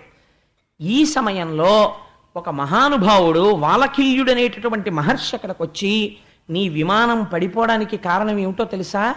నారాయణ కవచాన్ని ఉపదేశం తీసుకుని నారాయణ కవచాన్ని సశాస్త్రీయంగా ఉపాసన చేసినటువంటి ఒక మహాపురుషుడు కౌశికుడనేటటువంటి బ్రాహ్మణుడు ఇక్కడ ధ్యానంలో శరీరం వదిలిపెట్టాడు. ఆ కవచ ప్రభావము అస్థికలకి ఉండిపోయింది. ఆ అస్థికల నుంచి ఎవ్వరూ దాటి వెళ్ళలేరు, విమానంలోంచి కూడా వెళ్ళలేరు. కాబట్టి నువ్వు ఆ అస్థికలని తీసి మూట కట్టి దగ్గరలో ప్రవహిస్తున్న సరస్వతీ నదిలో నిమజ్జనం చేసి ఆ తదనంతరం నువ్వు స్నానం చేసి ఆచమనం చేసి మళ్ళీ వచ్చి విమానం ఎక్కితే నీ విమానం కదులుతుందన్నారు. అంటే అప్పుడు ఆ చిత్రరథుడు అక్కడ ఉన్నటువంటి ఎముకలన్నింటినీ ఏరి మూట కట్టి తాను తీసుకుని వెళ్ళి సరస్వతీ నదిలో నిమజ్జనం చేసి స్నానం చేసి ఆచమనం చేసి వచ్చి రథం ఎక్కాడు. రథం అప్పుడు దాటి వెళ్ళింది. ఈ నారాయణ కవచానికి ఉన్న శక్తి అంత గొప్పదయా, నీకు ఉపదేశం చేస్తున్నాను, స్వీకరించు అని ఆ నారాయణ కవచాన్ని ఉపదేశం చేశారు. ఇంద్రుడు నారాయణ కవచాన్ని ఉపదేశం పొందాడు. నారాయణ కవచాన్ని ఎప్పుడైతే ఉపదేశం పొందాడో ఇప్పుడు శుక్రాచార్యుల వారు ఇచ్చినటువంటి శక్తి కన్నా ఇంద్రుడి యొక్క శక్తి ఎక్కువైంది. ఎక్కువ అంటే గురువుల అనుగ్రహం కలిగింది. రాక్షసులందరినీ ఓడించి మళ్ళీ అమరావతిని స్వాధీనం చేసుకున్నాడు. స్వాధీనం చేసుకుని ఎంతో సంతోషంగా కాలం గడుపుతున్నాడు. మళ్ళీ సంతోషంగా కాలం గడిచిపోతోంది. ఒక మాట అన్నాడు కదండి, మా ఐశ్వర్యం అంతా నీదే అన్నాడు కదా. అంటే అప్పుడు మహానుభావుడు ఆయన అన్నాడు, విశ్వరూపుడు, గురుధనము కూర్పనేటికి గురుశిక్షం తగిలి మంత్ర కోవిదులై సద్గురు ధర్మ నిరతులేనియు గురువులకును శిష్యువరులే కూర్చిన ధనముల్. ఇప్పుడు మళ్ళీ అమరావతి వచ్చింది కదా, సింహాసనం అంతాను. మీతో మాట అన్నాను కదా, నాకున్న ఐశ్వర్యం అంతా మీదే అన్నాను కదా. మహానుభావ, మీ అనుగ్రహంతో నేను మళ్ళీ లోకాన్ని పొందాను, స్వర్గలోకాన్ని. కాబట్టి మీరు ఈ ఐశ్వర్యం అంతా అనుభవించవచ్చు అని. అంటే మీరు గమ్మత్తు చూడండి, నా వలన వాడు ఇంత ఐశ్వర్యాన్ని పొందాడని వాడి ఐశ్వర్యాన్ని అనుభవించే ప్రయత్నం గురువు చెయ్యడు. అందుకని ఆయన అన్నాడు విశ్వరూపుడు, ఓరి పిచ్చివాడా, శిష్యుల యొక్క ధనాన్ని తనదిగా మార్చుకుందామని, శిష్యుల ధనం తను తీసుకుందామని ప్రయత్నం గురువు చెయ్యడు. గురువు అంటే ఏమిటో తెలుసా? శిష్యులే గురువు యొక్క ఐశ్వర్యం. 4 మాటలు విని, గురువుగారు మీరు చెప్పిన మాటల వల్ల మా జీవితం మారింది అన్న శిష్యుడు ఎవడున్నాడో వాడురా గురువుకి ఐశ్వర్యం. తప్ప నీ ఐశ్వర్యం నాకెందుకు, అలా పుచ్చుకునేవాడిని నేను కాను, నాకు అక్కర్లేదన్నాడు. ఇది విశ్వరూపుడు అంటే. ఇంత గొప్ప విశ్వరూపుడు తదనంతరం యజ్ఞయాగాది క్రతువులలో హవిస్సులు స్వీకరిస్తుండేవాడు. ఇంద్రాదులకు ఆ హవిస్సులు ఇస్తుండేవాడు. కానీ ఆయన తల్లిగారి పేరు రచన. ఆవిడ రాక్షస వంశానికి చెందినటువంటిది. కాబట్టి రాక్షసులు ఆయనకి మేనమావులు అవుతారు. ఈ రాక్షసులు వచ్చి, ఒరే నువ్వు మేనల్లుడివి, నీ వలన మేమందరం మళ్ళీ స్వర్గాన్ని పోగొట్టుకున్నాం, నువ్వెళ్ళి దేవతలకి గురుత్వం వహించావు, పోనీ ఎలాగో వహించావు, ఇంద్రుడికి నీ మీద నమ్మకం ఎక్కువ, ఇంద్రుడు చూడకుండా మాకు కొద్దిగా హవిర్భాగాలు పెట్టేస్తుండు, మేము తినేస్తూ ఉంటాం అన్నారు యజ్ఞంలోవి. అంటే ఇది తప్పే, ఖచ్చితంగా తప్పే, మీకేమీ సందేహం లేదు. బాహ్యమునందు ఆచారమునంతది దోషమే. ఎందుకని ఇంద్రాదులకు చెందవలసినటువంటి హవిస్సులోంచి రాక్షసులకు పెట్టడం ఏమిటి అంటే విశ్వరూపుడు పెట్టాడు. ఎందుకు పెట్టాడు అంటే విశ్వరూపుడు తన యొక్క స్వరూపం ఏమిటో ముందే చెప్పాడు. నేను అంతటా బ్రహ్మమును చూస్తాను, నాకు రాగద్వేషములు తెలియవు, ఎవరైనా ప్రార్థన చేస్తే గబుక్కుని వాళ్ళ మాట వినేస్తాను. అందుకని వాళ్ళకి హవిర్భాగములను ఇవ్వడం మొదలుపెట్టాడు. ఇది ఒక రోజున ఇంద్రుడు గమనించేశాడు. అరే రే, యజ్ఞంలో మనకి రావలసిన హవిస్సులు రాక్షసులకు పెడుతున్నాడు విశ్వరూపుడు. ఉత్తర క్షణం యుక్తాయుక్త విచక్షణ కోల్పోయాడు. నేను ఈ పని చెయ్యొచ్చా అన్న ఆలోచన కూడా పోయింది. వెంటనే తన చేతిలో ఉన్న చంద్రహాసాన్ని తీసుకుని మహానుభావుడైనటువంటి విశ్వరూపుడి యొక్క 3 తలకాయలు తెగిపోయేట్టు నరికేశాడు. నరికేస్తే ఆ 3 తలకాయల్లోంచి ఆయన ఒక తలతో సురాపానం చేస్తుంటాడు యజ్ఞవేదిలో. సురాపానం చేసే తల కింద పడగానే ఆడపిచుకగా మారిపోయింది. సోమపానం చేసేటటువంటి తలకాయ కౌజుపిట్టగా మారిపోయింది. అన్నం తినేటటువంటి తలకాయ తీతూపిట్టగా మారిపోయింది. అందుకే ఇప్పటికీ తీతూపిట్ట అరిచిందనుకోండి అమంగళం అండి అంటారు. ఎందుకో తెలుసా? ఆనాడు బ్రహ్మహత్య జరిగింది ఇంద్రుడి వలన. ఎవరు గురువుగా పెట్టుకున్నాడో ఆ గురువు తలకాయ కోసేశాడు. కోసేసినప్పుడు పడిపోయిన తలకాయే తీతూపిట్టయింది. ఆ తీతూపిట్ట అరుపు తెగిపోయి పడిపోయినటువంటి విశ్వరూపుడి యొక్క తలకాయ. అందుకని అలా తెగిపడిపోయినటువంటి గురువు తల, అటువంటి ఆ కూత వినపడితే అమంగళమని అది తొలగించడం ఎవరి వల్ల సాధ్యం అంటే ఒక్క కృష్ణ స్మరణము చేతనే పోతుంది. అందుకనే ఆ గోపాలకృష్ణుడే మా ఇంటి వాడే, వెన్న తింటాడే, తొందరగా రాడే అని ఒక జానపదుల పాట లాంటిది ఒకటి పాడుకుంటుంటారు. ఒక్కసారి కృష్ణుడిని స్మరించుకుంటుంటారు మనసులో. కృష్ణస్మరణం చెయ్యగానే ఆ తీతూపిట్ట యొక్క చప్పుడు, అది కూసిన కూత విని కృష్ణస్మరణం చేయకపోతే అమంగళం కలుగుతుంది. కాబట్టి ఆ తీతూపిట్ట కూత వినగానే ఈ మాట చెప్తుంటారు ఒకసారి. అవి కూడా నిజంగానే అలాగే ఊరి బయట ఎక్కడో ఎగురుతుంటాయి తీతూపిట్టలు అవిని. సరే, ఇప్పుడు మనం వాటి గురించి పెద్ద అల్లరెందుకు కానండి. అందుకని ఆ 3 తలలు 3 పిట్టలయ్యి. ఈ 3 పిట్టలు కూస్తూ ఇంద్రుడి వెంట పడ్డాయి. ఎందుకనేది బ్రహ్మహత్యా పాతకం, గురుద్రోహం. గురువుని సంహరించాడు. వెంటనే బ్రహ్మహత్యా రూపాన్ని, బ్రహ్మహత్య యొక్క పాపము 3 పిట్టల రూపంలో పైకొచ్చింది. పైకొచ్చి ఇంద్రుణ్ణి తరవడం మొదలెట్టేది. తరమడం మొదలెడితే ఆ ఘోరమైన కోతలు వినలేక ఏడాది పాటు భరించాడు. ఇప్పుడు ఈ బ్రహ్మహత్యాపాతకం తను పెట్టి కూర్చుంటే మనశ్శాంతి లేదు. అందుకని ఇప్పుడు ఈ బ్రహ్మహత్యాపాతకాన్ని ఎవరికన్నా ఇచ్చేసేయాలి. ఎవడు పుచ్చుకుంటాడు? అయ్యా ఓ 1000 రూపాయలు దానం ఇస్తాను రెండంటే వస్తారు, లేకపోతే బంగారం ఇస్తాను రెండంటే వస్తారు, స్థలం ఇస్తానంటే వస్తారు, లేకపోతే ఏదో పుస్తకం దానం చేస్తానన్నా వస్తారు. అంతేకాని అయ్యా మీకు బ్రహ్మహత్య దానం చేస్తానండి ఓ భాగం రెండంటే ఎవరైనా వస్తారో? ఎవరు రారు. కానీ ఇంద్రుడి యొక్క మాట కాదనలేక ఆ రోజుల్లో నలుగురు ఒప్పుకున్నారు. అది జాతి పర్యంతము నిలబడిపోతుంది ఆ బ్రహ్మహత్యా పాతకం అన్నారు. అలా ఒప్పుకున్న వాళ్ళు ఎవరో తెలుసా అండి? నా మీద కోప్పడకండి, నేను పురాణంలో ఉన్న మాట చెప్తాను కానీ నా సొంత రచనలు చెప్పను కదా. అందుకని 1 భూమి పుచ్చుకుంది, 2 నీరు పుచ్చుకుంది, 3 జలములు పుచ్చుకున్నాయి, 4 స్త్రీలు పుచ్చుకున్నారు. పుచ్చుకుంటే ఇంద్రుడి దగ్గర ఈ నలుగురు పావువంతు బ్రహ్మహత్యాపాతకాన్ని పంచుకున్నారు. ఆ రోజున విశ్వరూపుడి తల్ల తెగిపోయిన పాపాన్ని. బ్రహ్మహత్యాపాతకం మేం పుచ్చుకున్న తర్వాత కాబట్టి మాకు వరాలు కూడా ఇమ్మని అడిగారు. అడిగితే భూమికి వరం ఇచ్చాడు. ఏమని? ఎవరైనా గొయ్యి తీసినా ఆ గొయ్యి తనంత తాను పూడుకుపోతుంది కొంతకాలానికి, నీకు వరం ఇస్తున్నాను. 2వది చెట్లకి వరం ఇచ్చాడు. ఎవరైనా తెలియక కత్తితో నరికేసినా మొదలుంటే చాలు మళ్ళీ చిగురుస్తుంది, నీకు వరం ఇస్తున్నాను. 3వది నీటికి వరం ఇస్తున్నాను. ఏ పని చేసినా ప్రక్షాళనమనబడేటటువంటి మాట దాని యందు ప్రయోగింపబడదు. మీరు ఏదో ముట్టుకోకూడని వస్తువుని ముట్టుకుని ఓ కాగితానికి తుడుచుకున్నారనుకోండి, అది ప్రక్షాళనం అనరు. నీటి చుక్క ముట్టుకున్నారనుకోండి, వెంటనే ప్రక్షాళనం అయిపోతుంది. అందుకే మంత్రపుష్పం చెప్పేటప్పుడు చేతిలోకి ఇచ్చిన పువ్వులు ఈశ్వరుడి పాదాల మీద వేయాలి కదా. ఓ చుక్క నీరు చేతిలో పోస్తే చెయ్యిలా తుడుచుకుంటాం, ఒక చుక్క అయినా సరే చాలు. ఆ ప్రక్షాళన చెయ్యగలిగినటువంటి శక్తి నీటికి ఇచ్చారు. అందుకని ఆ నీటికి వరం ఇచ్చారు. 4వది స్త్రీలకి ఇచ్చారు. ఏమి స్త్రీలకి ఇచ్చిన వరం అంటే కామోపభోగమునందు స్త్రీలకి ఎక్కువ సుఖము కలుగుట అన్న వరం ఇచ్చారట. సరే, అందుకని ఆ 4 వరములు ఇచ్చారు. ఇచ్చిన తరువాత ఈ బ్రహ్మహత్యలో పావువంతు పుచ్చుకున్న వాళ్ళు ఏ రూపంగా అనుభవించాలి ఇప్పుడు అంటే భూమి ముందు పుచ్చుకుంది. అందుకని ఊషర క్షేత్రములు ఏర్పడ్డాయి. అంటే పంటలు పండనటువంటి ఉప్పుతో కూడినటువంటి ఇసక పర్రలు ఏర్పడ్డాయి, దాని మీద మొక్క మొలవదు. బ్రహ్మహత్యాపాతకమే ఊసర క్షేత్రమైంది. చెట్టు పుచ్చుకుంది, చెట్టులోంచి జిగురు కారుతుంటుంది. అందుకే చెట్టు యొక్క జిగురు వికారమును స్పృశించకూడదంటారు. నాకు చిన్నతనంలో తెలిసేది కాదు. తుమ్మ చెట్టులోంచి జిగురు వస్తే తెలియక జిగురు తెచ్చుకుని ఇలా ఇలా ఇలా ఇలా అనుకుంటూ ఉండేవాళ్ళం పుస్తకాలకు రాసి. మా ఇంట్లో పెద్దవాళ్ళు చూసి ఓ దుర్మార్గుడా నువ్వు ఆ జిగురంతా పట్టుకొస్తున్నావా, వెళ్ళి స్నానం చేయంటుండేవారు. అందుకని చెట్లలోంచి కారేటటువంటి జిగురు బ్రహ్మహత్యాపాతక రూపం.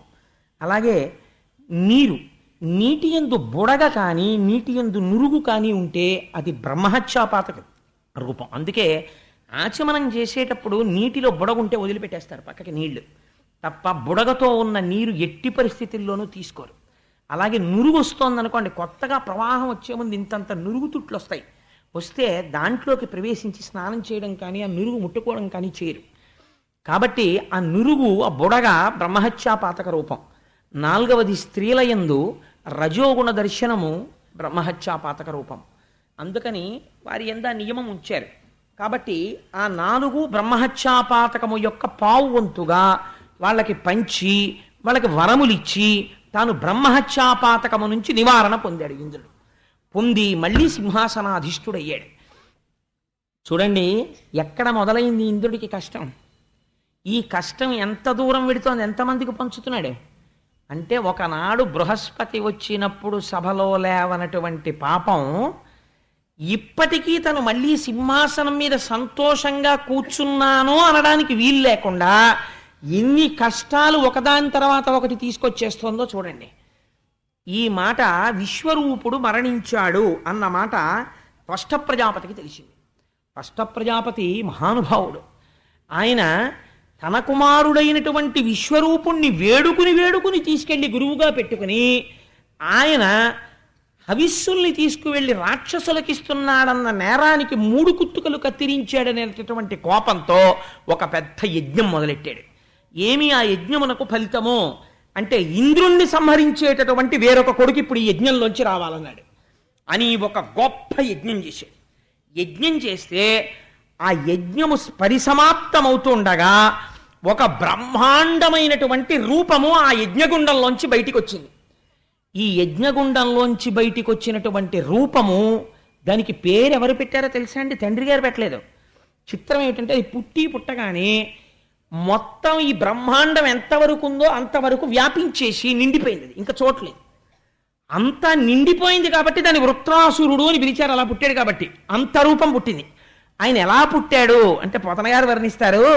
వదలక విరివిగా వదనంబు తెరచుచు ఆకాశమంతయు అప్పళించు, కడునాల్క నిడిగించి గ్రహతారకంబుల నయమెల్ల దిగజార నాకి విడుచు, అలవోకయును బోలె అట్టహాసము చేసి మెరసి లోకము నెల్ల మృంగజూచు, తనదు దిగ్దంతి దంతములు చెక్కులు వారా ఉగ్ర దంష్ట్రలు తిప్పు నుక్కు మిగిలి, త్వష్ట నుగ్రంపు తపమున పుష్టి నుండి అఖిల లోకంబులెల్ల తానాక్రమించి పుత్ర నామాఖ్య దేవత శత్రుడగుచు దారుణాకారుడకిల దుర్దముడు మెరసే.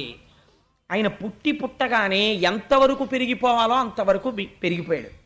పెరిగిపోయి ఒకసారి ఆయన తలకాయని నరకడానికి ఎంత టైం పట్టిందో తెలుసా అండి ఇంద్రుడికి? వజ్రాయుధంతో 1 ఏడాది పాటు నరికాడు, కంఠం చుట్టూ తిరుగుతూ. కోస్తే ఉత్తరాయణ దక్షిణాయనాల మధ్యకాలంలోకి పూర్తయింది కోయడం. అంటే ఎంత పెద్ద స్వరూపం పుట్టిందో చూడండి త్వష్ట ప్రజాపతి యొక్క యజ్ఞంలోంచి. అటువంటి స్వరూపంతో పైకి పెరిగి వాడు పుడుతూనే ఏం చేశాడు అంటే ఆకాశాన్నంతటినీ చప్పరించేట నోట్లో పెట్టుకుని. ఆ తర్వాత కడునాల్క నిగిడించి గ్రహతారకంబుల నయమెల్ల దిగజార నాకి విడుచు, ఒక్కొక్క గ్రహాన్ని తీసి ఇది ఏమైనా రుచిగా ఉంటుందేమోనని ఇలా నాకి మళ్ళీ పడేస్తుండేవట. అలా గ్రహాల్ని, నక్షత్రాల్ని, బ్రహ్మాండాల్ని, గెలాక్సీస్ని అన్నింటినీ పట్టుకుని చేతులతో ఇలా తీసి వాటిని నాకి పడేస్తుండేవాడు. అంటే వాడు అసలు ఈ బ్రహ్మాండాల్ని ఉచ్ఛిష్టం చేశాడు. వాడు ఉచ్ఛిష్టం, వాడు ఎంగిలి చేసిన దాన్ని ప్రపంచంగా మార్చాడు. మారిస్తే ఇప్పుడు ఈ దేవేంద్రుడికి తెలిసింది. ఇప్పుడు వాడు పుడుతూనే ఏమన్నాడంటే ఇంద్రుడు అనేవాడోడు ఉన్నాడు, వాడు ఎక్కడుంటాడని అడిగాడు. అంటే తెలిసిపోయిందిగా ఇంకా వాడు చంపడానికి వచ్చేస్తున్నాడని. వాడు సామాన్యుడు కాడరా, అందరిలా ఉంటాడు అనుకుంటున్నావేమో, వాడు యజ్ఞంలోంచి వచ్చాడు, వాడు భువనభాంతరాలంతటా నిండిపోయాడు అన్నారు. అంటే ఎన్ని కష్టాలు వస్తున్నాయో చూడండి దాని తర్వాతోటి. ఇప్పుడు తన సైన్యాన్ని అంతటినీ తీసుకుని యుద్ధానికి వెళ్ళాడు.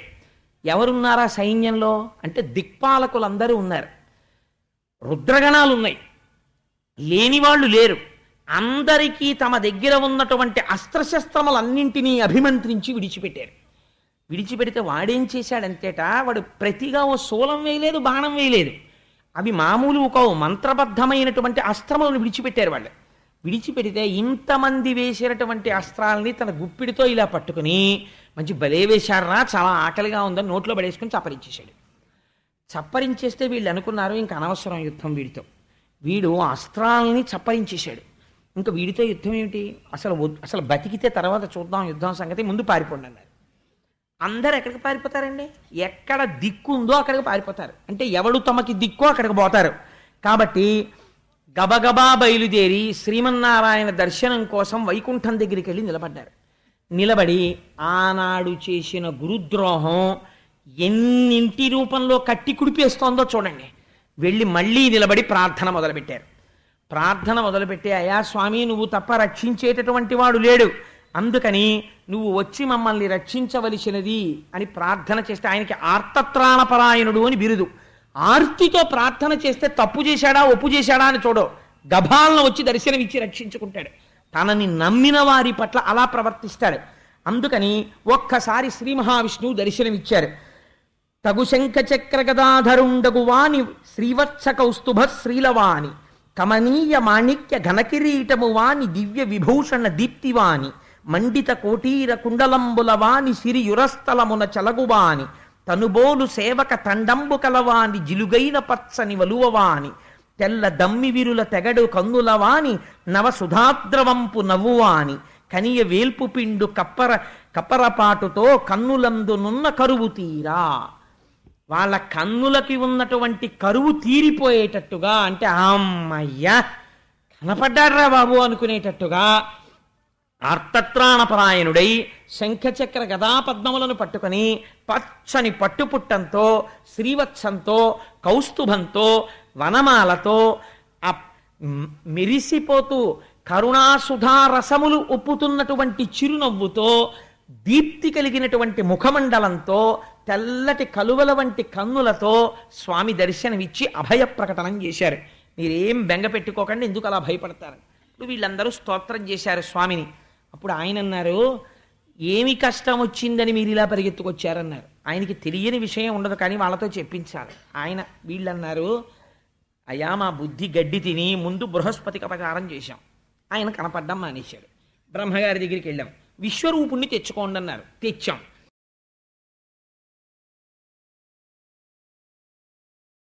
ఆయన ముందే చెప్పాడు నేను బ్రహ్మజ్ఞానిని. అబ్బెబ్బే వీల్లేదు, వచ్చి గురువు పదవిలో కూర్చోని పౌరోహిత్యం అప్పచెప్పాం. ఆయన హవిస్సులు తీసుకెళ్లి రాక్షసులకు ఇచ్చాడు. ఆ క్షణంలో కొంచెం సేపు ఆలోచిద్దాం, ఇలా ఎందుకు జరిగిందో, పోనీ ఈ మాట ఏదో మీకు వచ్చి చెప్పేసి ఉంటే, అయ్యా ఆయన్ని పెట్టుకున్నామండి, కానీ ఆయనేమో మరి హవిస్సులు తీసుకెళ్లి రాక్షసులకు ఇచ్చేస్తున్నారు అని బ్రహ్మగారికి చెప్తే ఏముండేదో, తనే పెద్ద మొరగాడిని అనుకుని గభాలను కత్తి తీసి నరికేశాడు శిరస్సులు. అక్కడి నుంచి బ్రహ్మహత్యాపాతకం వచ్చింది. దాన్ని తీసుకెళ్లి ఇంకో నలుగురి మీద రుద్దాడు. ఇంకా పరంపరాగతంగా అది వాళ్ళని పట్టు కూర్చుంది. పోను అక్కడతో వదిలిపెట్టాడా? వదిలిపెట్టలేదు. ఈలోగా త్వష్ట ప్రజాపతి మళ్ళీ ఇప్పుడు వృత్రాసురుణ్ణి సృష్టి చేశాడు. ఇప్పుడు ఆ వృత్రాసురుడు వచ్చి మా అస్త్రశస్త్రాలన్నీ మింగేశాడు. ఇప్పుడు అసలు యుద్ధం మాట దేవుడు మా దగ్గర యుద్ధం చేయడానికి ఏమీ లేదు, అన్నీ వాడు వినిశాడు. కాబట్టి ఈశ్వర ఇప్పుడు మీరు తప్ప మాకేది దిక్కు అన్నారు. అంటే మీరు చూడండి, ఒక ఆశ్చర్యకరమైన విషయం.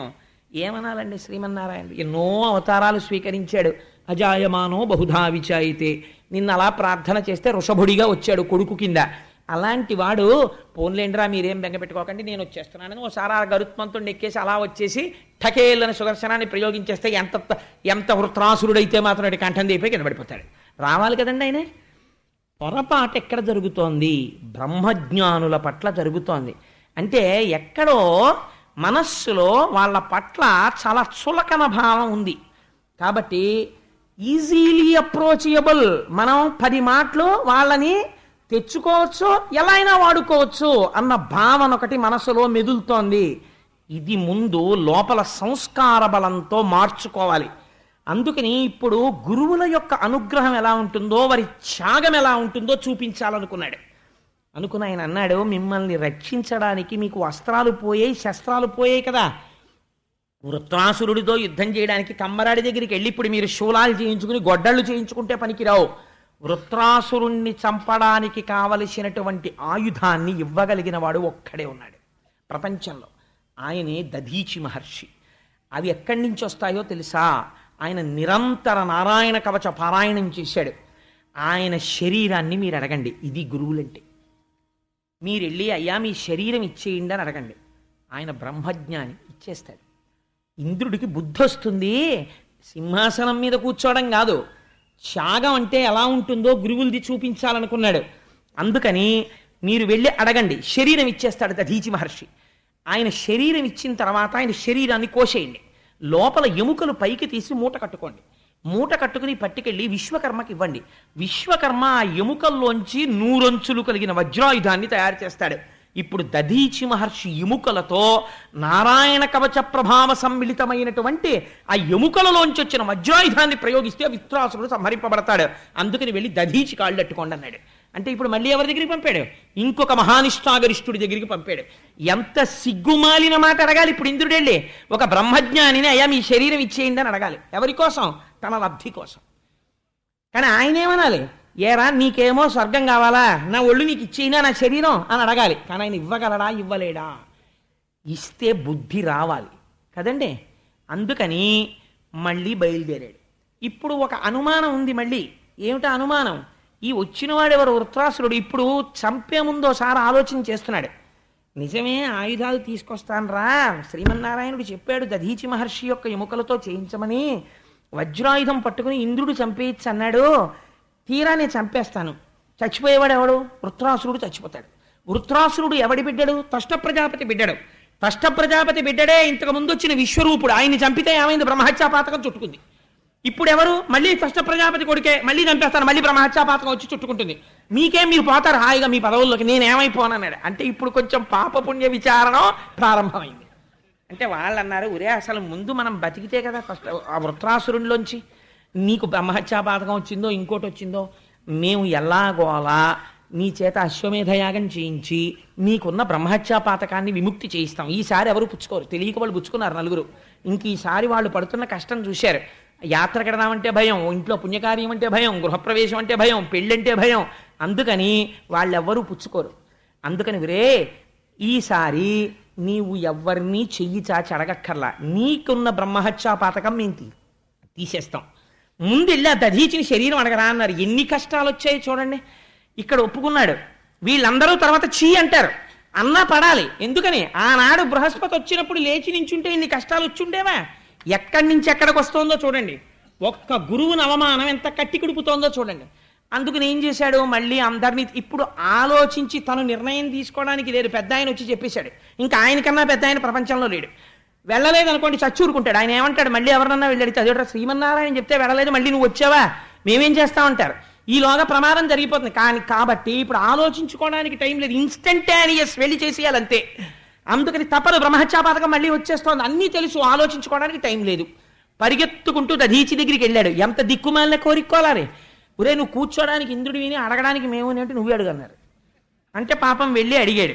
ఎంత దారుణమైనటువంటి మాట అడిగాడంటే, అయ్యా ఇవాళ నేను నా కర్మ కాలి ఇంద్రుణ్ణి నా అంత వాడెక్కడున్నాడు, నా అంత మొనగాడు, నన్ను అందరూ సేవిస్తున్నారని ఇలా కూర్చున్నాను. ఎప్పుడో తెలుసా, మా గురువుగారు వచ్చినప్పుడు. ఇవాళ నా బతుకేమిటో తెలుసా, అడగరానివన్నీ దేహి అని అడుక్కుంటున్నాను అని ఏమని అడిగాడో చూడండి. పోతన గారి ట్రాన్స్లేషన్ అంటేనండి పోతన గారికే చెల్లు. వ్యాసుడు సంస్కృత మూలం ఎలా వ్రాసాడో అలా ఆంధ్రీకరించాడు మహానుభావుడు. తెలుగు భాషకి ఉన్న గొప్పతనాన్ని బ్రహ్మతత్వంతో ఇనుమడింపచేసి భాషని ఈశ్వరుడికి నైవేద్యం పెట్టాడు పోతనామాచ్యుడు. అటువంటి మహాపురుషుడు ఆయన చూడండి. చిన్న పద్యంలో ఆయన అంటారు, దధీచి దగ్గరికి వెళ్ళి, దేహి సుఖము కోరు దేహంబు ఘటించి దేహి విడువలేడు దేహమిప్పుడు, దేహి అస్మదీయ దేహంబు కొరకునై దేహమీయ గదయ్య దేవతలకు. దేహి అంటే దేహమున్నవాడు, దేహి అంటే ఈ దేహమును పొందినవాడు ఎందుకు పొందుతాడు, సుఖములు అనుభవిద్దామని పొందుతాడు. యజ్ఞం చేసినా యాగం చేసినా ఎందుకు చేస్తాడు, దీనికి సుఖాల కోసం చేస్తాడు. దేహి అంటే శరీరమును పొందినవాడై. ఇవాళ నేను ఏ స్థితికి వచ్చానో తెలుసా, నేను దేహంతో ఉండడానికి దేహి నిన్ను అడుక్కుంటున్నాను, ఇంతకన్నా నాకు బతుకు లేదు. అస్మదీయ దేహంబు కొరకునై నేను బతికుండడానికి దేహమీ గదయ్య దేవతలకు, నీ దేహం మాకు ఇచ్చేవయ్యా, ఇంతకన్నా నేను ఏమని అడగను, ఇలా అడగడంలోనే నేను చాలా చచ్చిపోయానయ్యా అని ఇంతటి ఇంద్రుడు తలదించుకుని అడిగాడు. ఆయన గొప్పతనం ఏమిటో తెలుసా అండి, ఆయన ఇంతకుముందు 2 మాటలు చచ్చిపోయాడు దధీచి. అదేమిటండి అలా ఎలా చచ్చిపోయాడని మీకు ఆశ్చర్యం ఇచ్చు. ఆయన ఒకసారి తపస్సు చేసుకుంటుంటే అశ్వినీ దేవతలు వచ్చారు. వచ్చి అయ్యా మాకు మంత్రం ఉపదేశం చేయాలండి మీరు అన్నారు. అంటే ఆయన అన్నాడు, తప్పకుండా మీకు ఉపదేశం చేస్తాను రా, కొంచెం చిన్న యాగం చేసుకుంటున్నాను, అయిపోయాక రండి చేసేస్తానన్నాడు. అంటే ఈయన వెళ్ళిపోగానే ఇంద్రుడు వచ్చి అన్నాడు, మీరు ఆ విద్య చెప్పేశారంటే వాళ్ళు అమరులు అయిపోతారు, మీరు చెప్పేశారా మిమ్మల్ని చంపేస్తానన్నాడు. ఈ అలవాటు ఉందన్నమాట అప్పటి నుంచే. అంటే మళ్ళీ వాళ్ళు వస్తే ఈయన అన్నాడు, ఒరే నేను చెప్పేస్తే వాడు చంపేస్తానన్నాడు రా, అందుకని ఎలాగన్నారు. వాళ్ళు అశ్వినీ దేవతలు, వాళ్ళు దేవవైద్యులు. వాళ్ళు అన్నారు, ఏమన్నాడు, చంపేస్తాను కదా అన్నాడు, మేము పని చేస్తాం. ఇంద్రుడు ముందు వెనక చూడకుండా నువ్వు మాకు విద్య ఉపదేశం చేశావని చెప్పగానే నీ కంఠాన్ని నరికేస్తాడు కదా, ఆ పనేదో మేమే చేసేస్తాం. మేమే నరికేసి నీ కంఠాన్ని, నీ తలకాయ తీసుకెళ్ళి పక్కన పెట్టేసి ఓ గుర్రం తలకాయ తెచ్చి నీకు పెట్టేస్తాం. ఆ విద్య పేరు అశ్వశిరము కదా, ఎలాగో నువ్వు గుర్రం తలకాయతో మాకు చెప్పి మాకు మహానుభావుడైనటువంటి దధీచి మహర్షి ఉపదేశం చేసేశారు అని అరుస్తాం. నేను వద్దన్నా చెప్పాడా అని కత్తట్టుకొచ్చేసి ముందు వెనక చూడకుండా ఆ తలకాయ కొట్టేస్తాడు. అప్పుడు మేమేం చేస్తామంటే ఈ గుర్రం తలకాయ తీసేసి అసలు తలకాయ మళ్ళీ పెట్టేస్తాం అన్నారు. అంటే దధీచి అన్నాడు, అయితే మాత్రం ఎవడైనా ఏమంటాడండి, ఒరే మీరేమో ముందే తలకాయ తీసేస్తారా, గుర్రం తలకాయ ఎట్టేస్తారా, మీకు ఉపదేశం చేసేనా, ఆ తర్వాత మీరేమో అరిచి వెళ్ళిపోతారా, వాడు వచ్చి ఇంకోసారి నరికేస్తాడా, మీరు మళ్ళీ తెచ్చి తలకాయ ఎట్టేస్తారా, నాకేమిట్రా, నాకు ఎందుకురా ఇన్ని మాటలు తలకాయలు కోయించేసుకోవడం అని అడగద్దండి. కానీ గురువు అంటే ఎలా ఉంటారో చూడండి, ఎంత స్వార్థత్యాగంతో ఉన్నాడో. ఆయన అన్నాడు, పొన్లేండి అలాగే నరికేయండి అయితే అన్నాడు. అంటే ఠకేలను వాళ్ళు కంఠం నరికేసి ఓ గుర్రం తలకాయ ఎట్టేశారు. పెట్టేస్తే ఆయన ఉపదేశం చేసేశాడు. మాకు ఉపదేశం అయిపోయిందో వచ్చని వాళ్ళు అరిచారు. ఇంద్రుడు వచ్చి మళ్ళీ తలకాయ నరికేశాడు. వీళ్ళు ఈ తలకాయ తీసి పక్కన పెట్టేసి దధీచికి మామూలు తలకాయ ఎట్టేశారు. అయ్యయ్యో చూసుకోలేదని ఇంద్రుడు అన్నాడు. ఇంకా మళ్ళీ నరకడానికి వీల్లేదు. అందుకని దధీచికి అలా తలకాయ వచ్చేసింది. కాబట్టి ప్రాణంతోనే ఉన్నాడు, కాబట్టి బ్రహ్మహత్యాపాతకం రాలేదు. కాబట్టి దధీచి మహర్షి అంటే ఇంతకు ముందే చచ్చి పుట్టినవాడు ద్విజుడైన.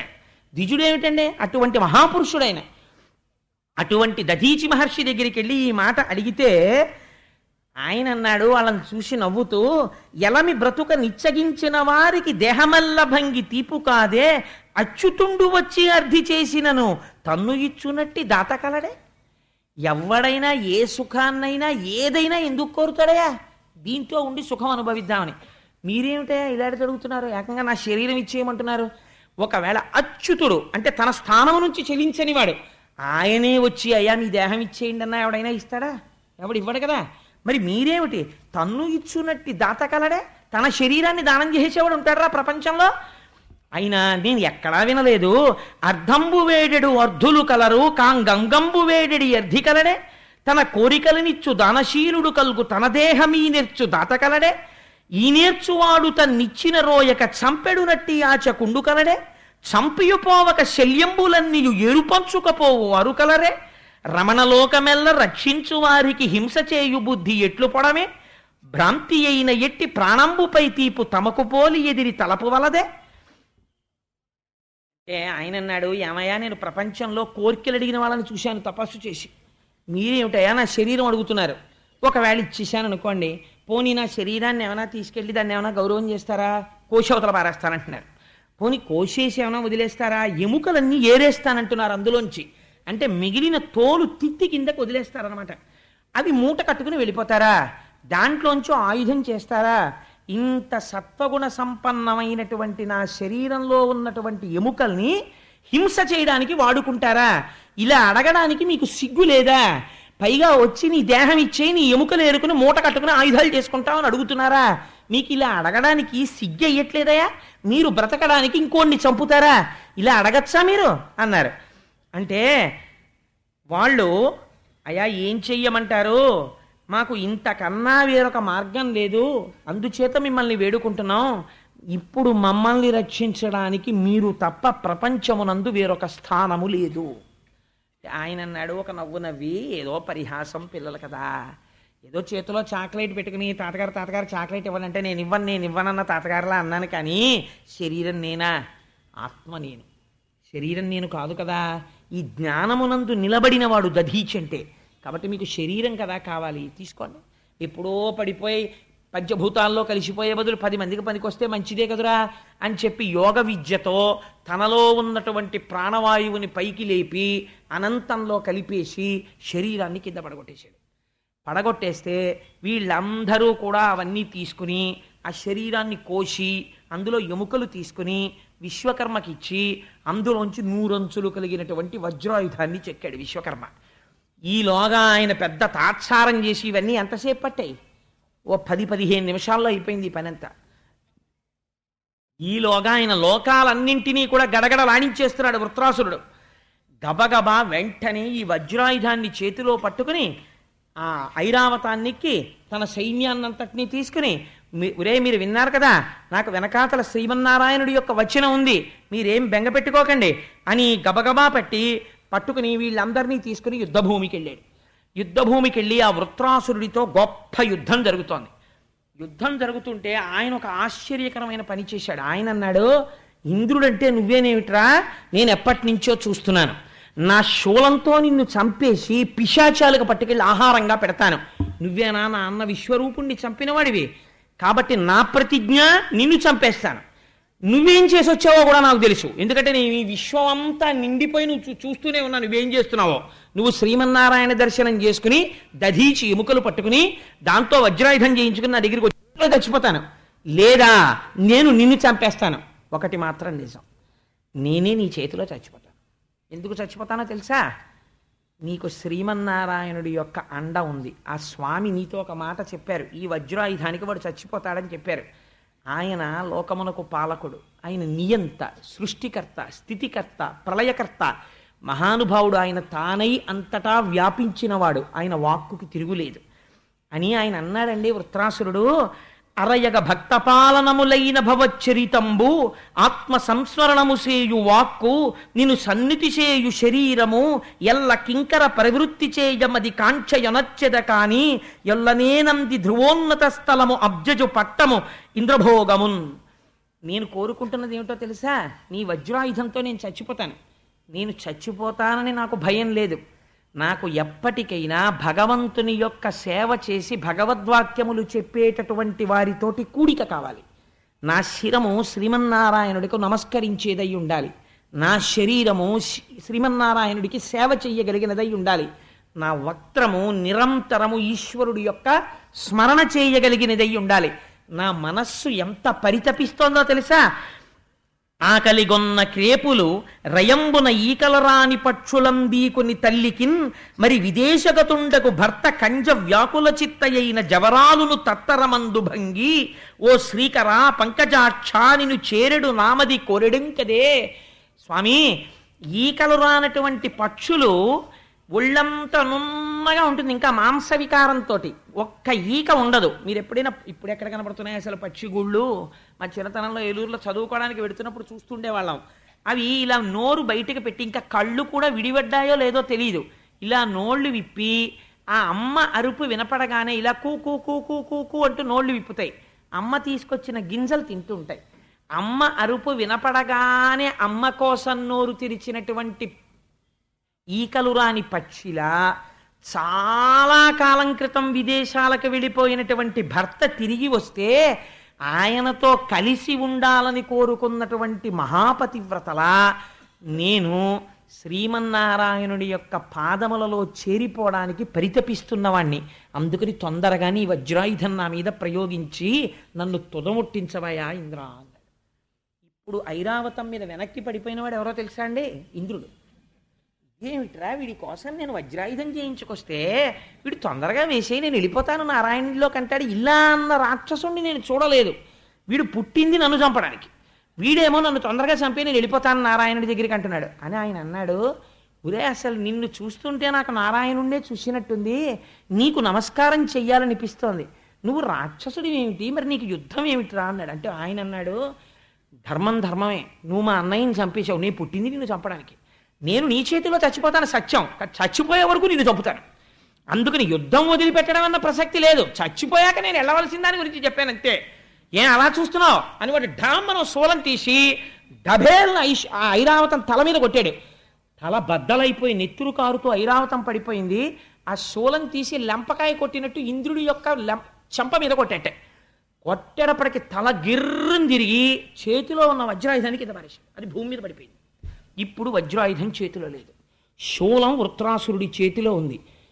చేతిలో ఆయుధం లేదు కాబట్టి ఒక్క పొడుపు పొడి చేసి చంపేయగలడు. వృత్రాసురుడు అన్నాడు ఇంద్రుడి వంక చూసి, శూలం ఇలా పట్టుకుని ఉన్నాడండి, ఇలా అంటే అయిపోయిందంటే ఇంద్రుడి పని అన్నాడు, నాకును సఖ్యము పుణ్యశ్లోకులతో కాని తత్వశూన్యులు సంసారైక విమోహలతోడ కాకుండా ననర్పమయ్య కంజదలాక్ష అని ఆ విరక్తులైన వారితో భగవద్భక్తులతో స్నేహం కదా ఇంతకు ముందు అడిగాడు. ఉరమున కైదువ వదలిన శరణన్నను వైరిజనుల చంపము మది నివ్వెర కొందనేలా కులిశము కరమరుదుకొగా పుచ్చుకొనము కాంచితినింద్ర. ఇంద్ర వెనక్కి తిరిగి వెన్నిచ్చి పారిపోయిన వాణ్ణి, చేతిలో ఆయుధం లేని వాణ్ణి, నిద్రపోతున్న వాణ్ణి, ఇలాంటి శత్రువుని నేను చంపను. కింద పడిపోయింది కదా వజ్రాయుధం, ఆ వజ్రాయుధం తీసుకుని నాతో యుద్ధం చెయ్యి. ఎంతటి ధర్మాత్ముడండి నిజంగా వృత్రాసురుడు. అంటే కింద పడిపోయిన వజ్రాయుధాన్ని అనుమానపడుతూనే, ఎదురుగుండా ఉన్నవాడు రాక్షసుడు, చక్కగా ఆయన దగ్గర ఇలా వంగిన తర్వాత పోటు పొడిచేస్తే, ఇంద్రుడు అనుమానపడుతూనే వంగి భూమి మీద పడిపోయినటువంటి వజ్రాయుధాన్ని చేత్తో పట్టుకున్నాడు. పట్టుకుని ఆ వజ్రాయుధాన్ని తీసి ఆయన మీద ప్రయోగించి ఆయన రెండు చేతులు నరికేశాడు. నరికేస్తే వృత్రాసురుడికి చేతులు లేవు, పెద్ద పెద్ద నెత్తుటి ఏరులు ప్రవహిస్తున్నాయి. అలాగే వాడు అడుగులు వేసుకుంటూ దగ్గరకొచ్చి పెద్ద నోరు తెరిచి అన్నాడు. ఆ గాలికి ఇంద్రుడు యొక్క ఐరావతము అన్నీ కలిసి ఆయన నోట్లో గడిపాయి. గుటుక్కుని మింగేశాడు, కడుపులో పోయాడు. ఆ ఇంద్రుడిని కడుపులో పడేసుకుని నెత్తులు కారిపోతున్న చేతులతోటి హాయిగా యుద్ధభూమిలో తిరుగుతున్నాడు ఆ వృత్రాసురుడు. ఈ వృత్రాసురుడి కడుపులో వెళ్ళిపోయిన ఇంద్రుడు అదృష్టవశాత్తు ఇతపూర్వం విశ్వరూపుడి దగ్గర నారాయణ కవచం పొందాడు. ఆ నారాయణ కవచ స్మరణము చేత వైష్ణవీ విద్య చేత ఏ స్థితిని పొందాడంటే వృత్రుడి కడుపులోకి వెళ్ళిపోయినా జీర్ణము కాలేదు. అలా నిలబడ్డాడు. కందడు భీతికుందడు ప్రకంపనమొందడు, పెద్ద నిద్దూరం చెందడు, తత్తరింపడడు, విశేషము చెప్పడు. వైష్ణవీజయానంద పరైక విద్యను మనంబున దల్చుచునుండె కాని సంక్రందనుడా నిశాచరుని గర్భములో హరిరక్షితాంగుడై. ఆ వైష్ణవీ విద్య చేత రక్షింపబడుతున్నవాడై నారాయణ కవచాన్ని తలుచుకుంటూ వృత్రాసురుడి కడుపులో ఉండిపోయి వజ్రాయుధం పెట్టి ఆయన కడుపు కత్తిరించి అందులోంచి బయటకు వచ్చాడు. బయటికి వచ్చి ఐరావతం ఎక్కి ఆయన కంఠం దగ్గరికి చేరాడు. చేరి 1 సంవత్సరం పాటు వజ్రాయుధం పెట్టి ఆయన కంఠం చుట్టూ తిరుగుతూ ఆయన కంఠాన్ని కత్తిరించాడు. కత్తిరిస్తే ఉత్తరాయణ దక్షిణాయన పుణ్యకాలాల సంధికాలంలో వృత్రాసురుడి యొక్క శిరస్సు డుళ్ళి కింద పడిపోయింది. వృత్రాసురుడు రాక్షసుడే కానీ పోతనగారు అన్నారు, అఖిల దుఃఖైక సంహారాది కారణం బకిలార్థ సంచయ ఆహ్లాదకరము విమల భక్త్యుద్రేక విభవ సందర్శనం వనుపమ భక్త వర్ణనరతంబు విబుధ హర్షానేక విజయ సంయుక్తంబు గ్రస్తామరేంద్ర మోక్షక్రమంబు బ్రహ్మహత్యానేక పాపనిస్తరణంబు కమనీయ సజ్జన కాంక్షితంబు అయిన ఈ ఇతిహాసంబు అతిక భక్తి వినిన చదివిన వ్రాసిన అనుదినంబు ఆయురారోగ్య విజయ భాగ్యాభివృద్ధి కర్మ నాశము సుగతియు కలుగుననఖ. ఎవరికైనా విశేషమైన కష్టాలు బ్రహ్మహత్యాపాతకం వల్ల వచ్చేంత కష్టాలు వస్తే వృత్రాసుర వధలో ఉన్న పద్యాలని వచనాన్ని కూర్చుని ఓ పుస్తకంలో రాస్తే చాలు వాళ్ళ కష్టాలు పోతాయి, చెబితే చాలు పోతాయి. ఎంతటి మహాపాపం తరుముకొస్తున్నా వృత్రాసుర వధ వింటే చాలు పోతాయి. అంటే ఇదంతా విని పరీక్షిత్ ఒక ప్రశ్న అడిగాడు, నువ్వు ఇప్పటి వరకు నాకు ఎన్నో విషయాలు చెప్పావు, కానీ ఇలాంటి రాక్షసుడు గురించి నేను వినలేదు. ఇదేమీ ఆశ్చర్యమయ్యా, నన్ను తొందరగా చంపే, నేను శ్రీమన్నారాయణుల్లోకి వెళ్ళిపోతాను, నన్ను తొందరగా చంపే అన్న రాక్షసుడిని నేను చూడలేదు. ఈ వృత్రాసురుడికి ఇంత మహిత భక్తి ఎలా కలిగింది, ఇంత జ్ఞానం ఎలా కలిగింది నాకు చెప్పు, నా మనస్సు ఆతృత పడిపోతోంది అన్నాడు. అంటే మహానుభావుడు శుకుడు ఆనాడు చెప్పాడు, పూర్వకాలంలో చిత్రకేతు అనబడేటటువంటి ఒక మహారాజు గారు ఉండేవారు. ఆయనకి ఒకరు కాదు అనేక మంది భార్యలు. ఇంతమంది భార్యలతో కూడినటువంటి చిత్రకేతు ఎంతో సంతోషంగా రాజ్య పరిపాలన చేస్తున్నాడు.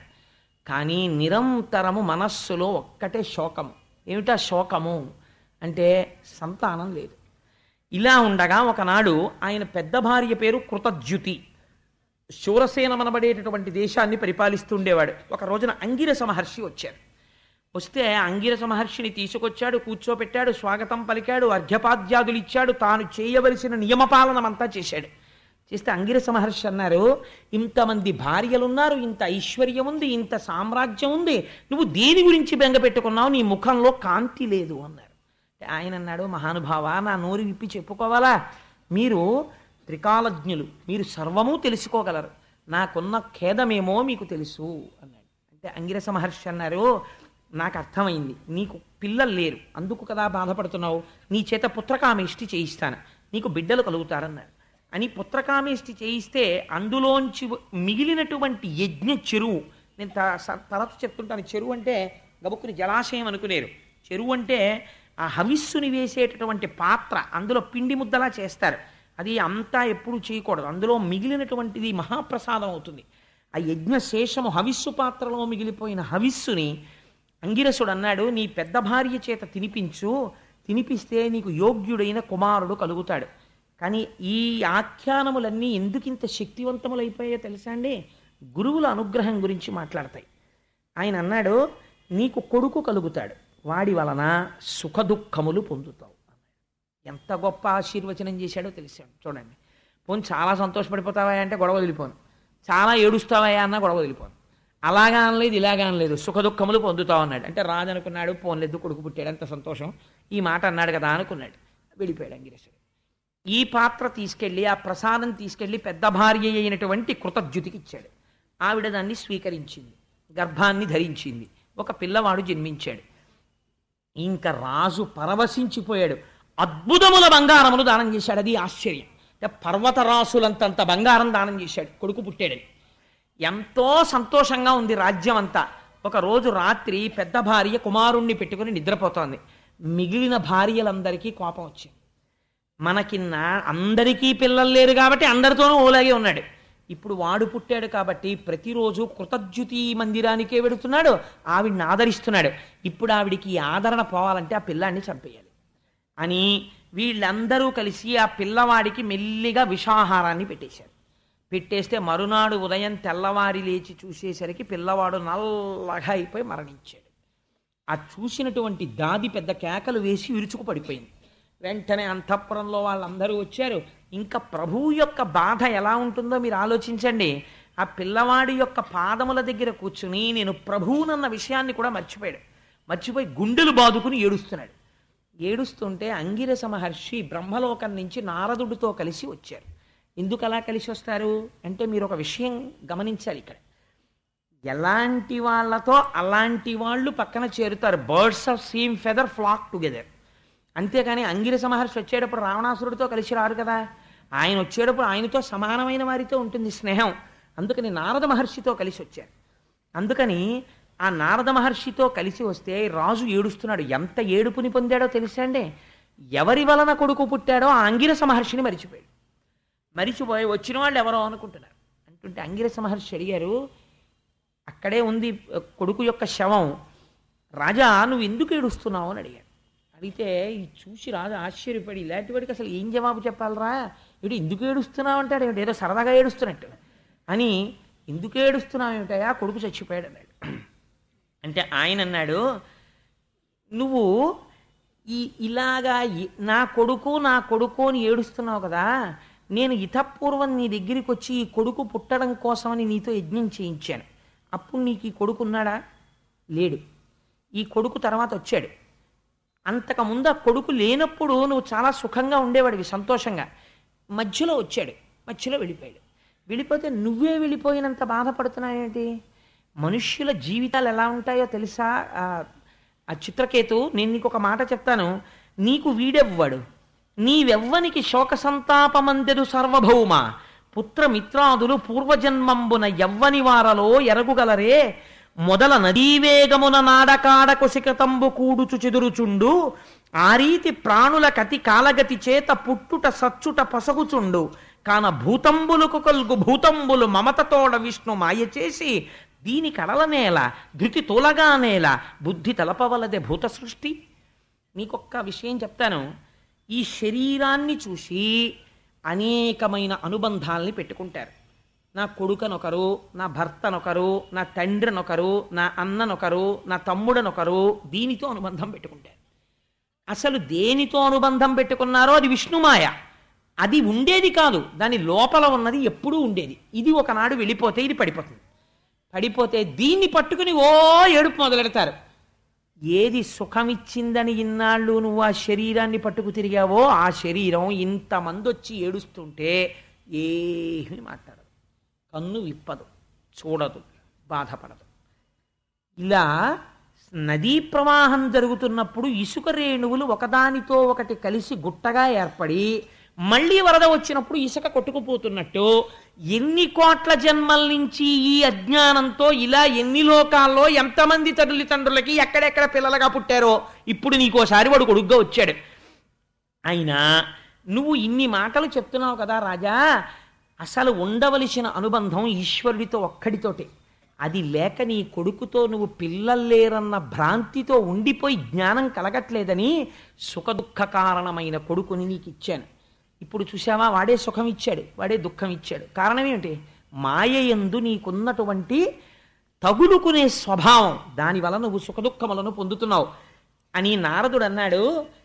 నా కొడుకు పోయాడు అంటున్నావు కదా, నీ కొడుకుని బ్రతికిస్తాను, వరం ఇస్తాను, వాడు అంగీకరిస్తాడేమో నువ్వు చూద్దు కానివి వాడిని మాట్లాడిస్తాను చూడు. మనుష్యులు ఎంత అమాయకంగా కొట్టుకుపోతారో చూపించడానికి నేను నిన్ను అడ్డు పెట్టి లోకమునకు ఒక బోధ చెయ్యదలుచుకున్నాను అని నారదుడు తన తపశ్శక్తితో ఆ వెళ్ళిపోయిన జీవుణ్ణి పిలిచాడు.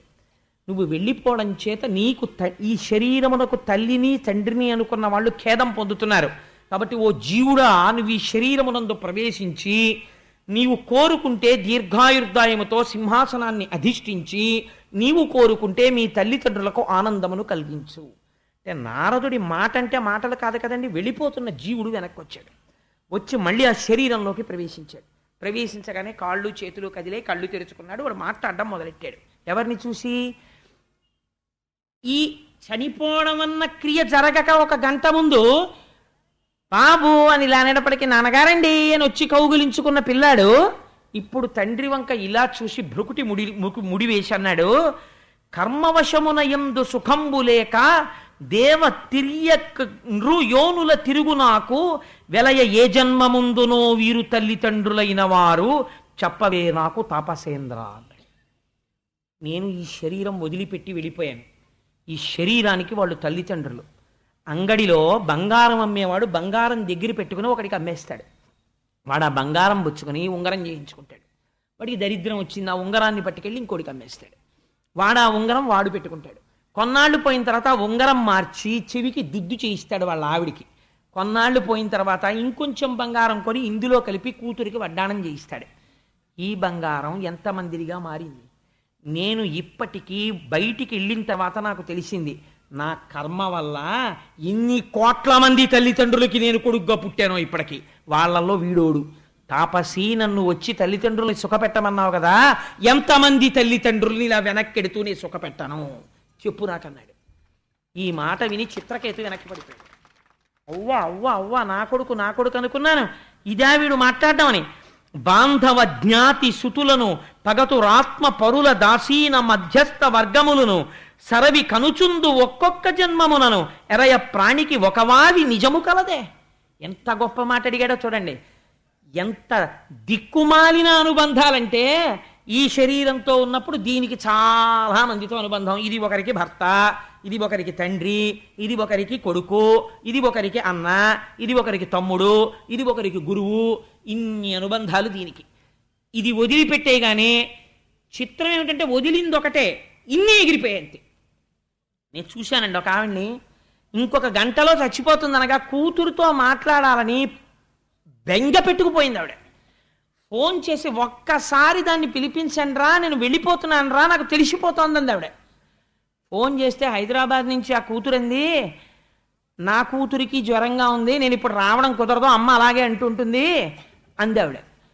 అని అన్న గంటకి ఆ కూతుర్నే తలుచుకుని తలుచుకుని తలుచుకుని దాన్ని చూడాలనుందంటూ కొంతసేపు అయిపోయిన తర్వాత టెలిఫోన్లో ఈ మాటని కొడుకు మార్చి నచ్చ చెప్పాడమ్మా, దాని కూతురికి బాగోలేదుటమ్మా, అలా నువ్వు దాన్ని ఇబ్బంది పెట్టేస్తే ఎలాగా, వస్తుందిలేమ్మా 2 రోజుల్లో వచ్చేస్తానంది, ఇవాళ కాదు కానీ రేపు గౌతమి ఎక్కేస్తానందమ్మా అని అబద్ధం చెప్పాడు.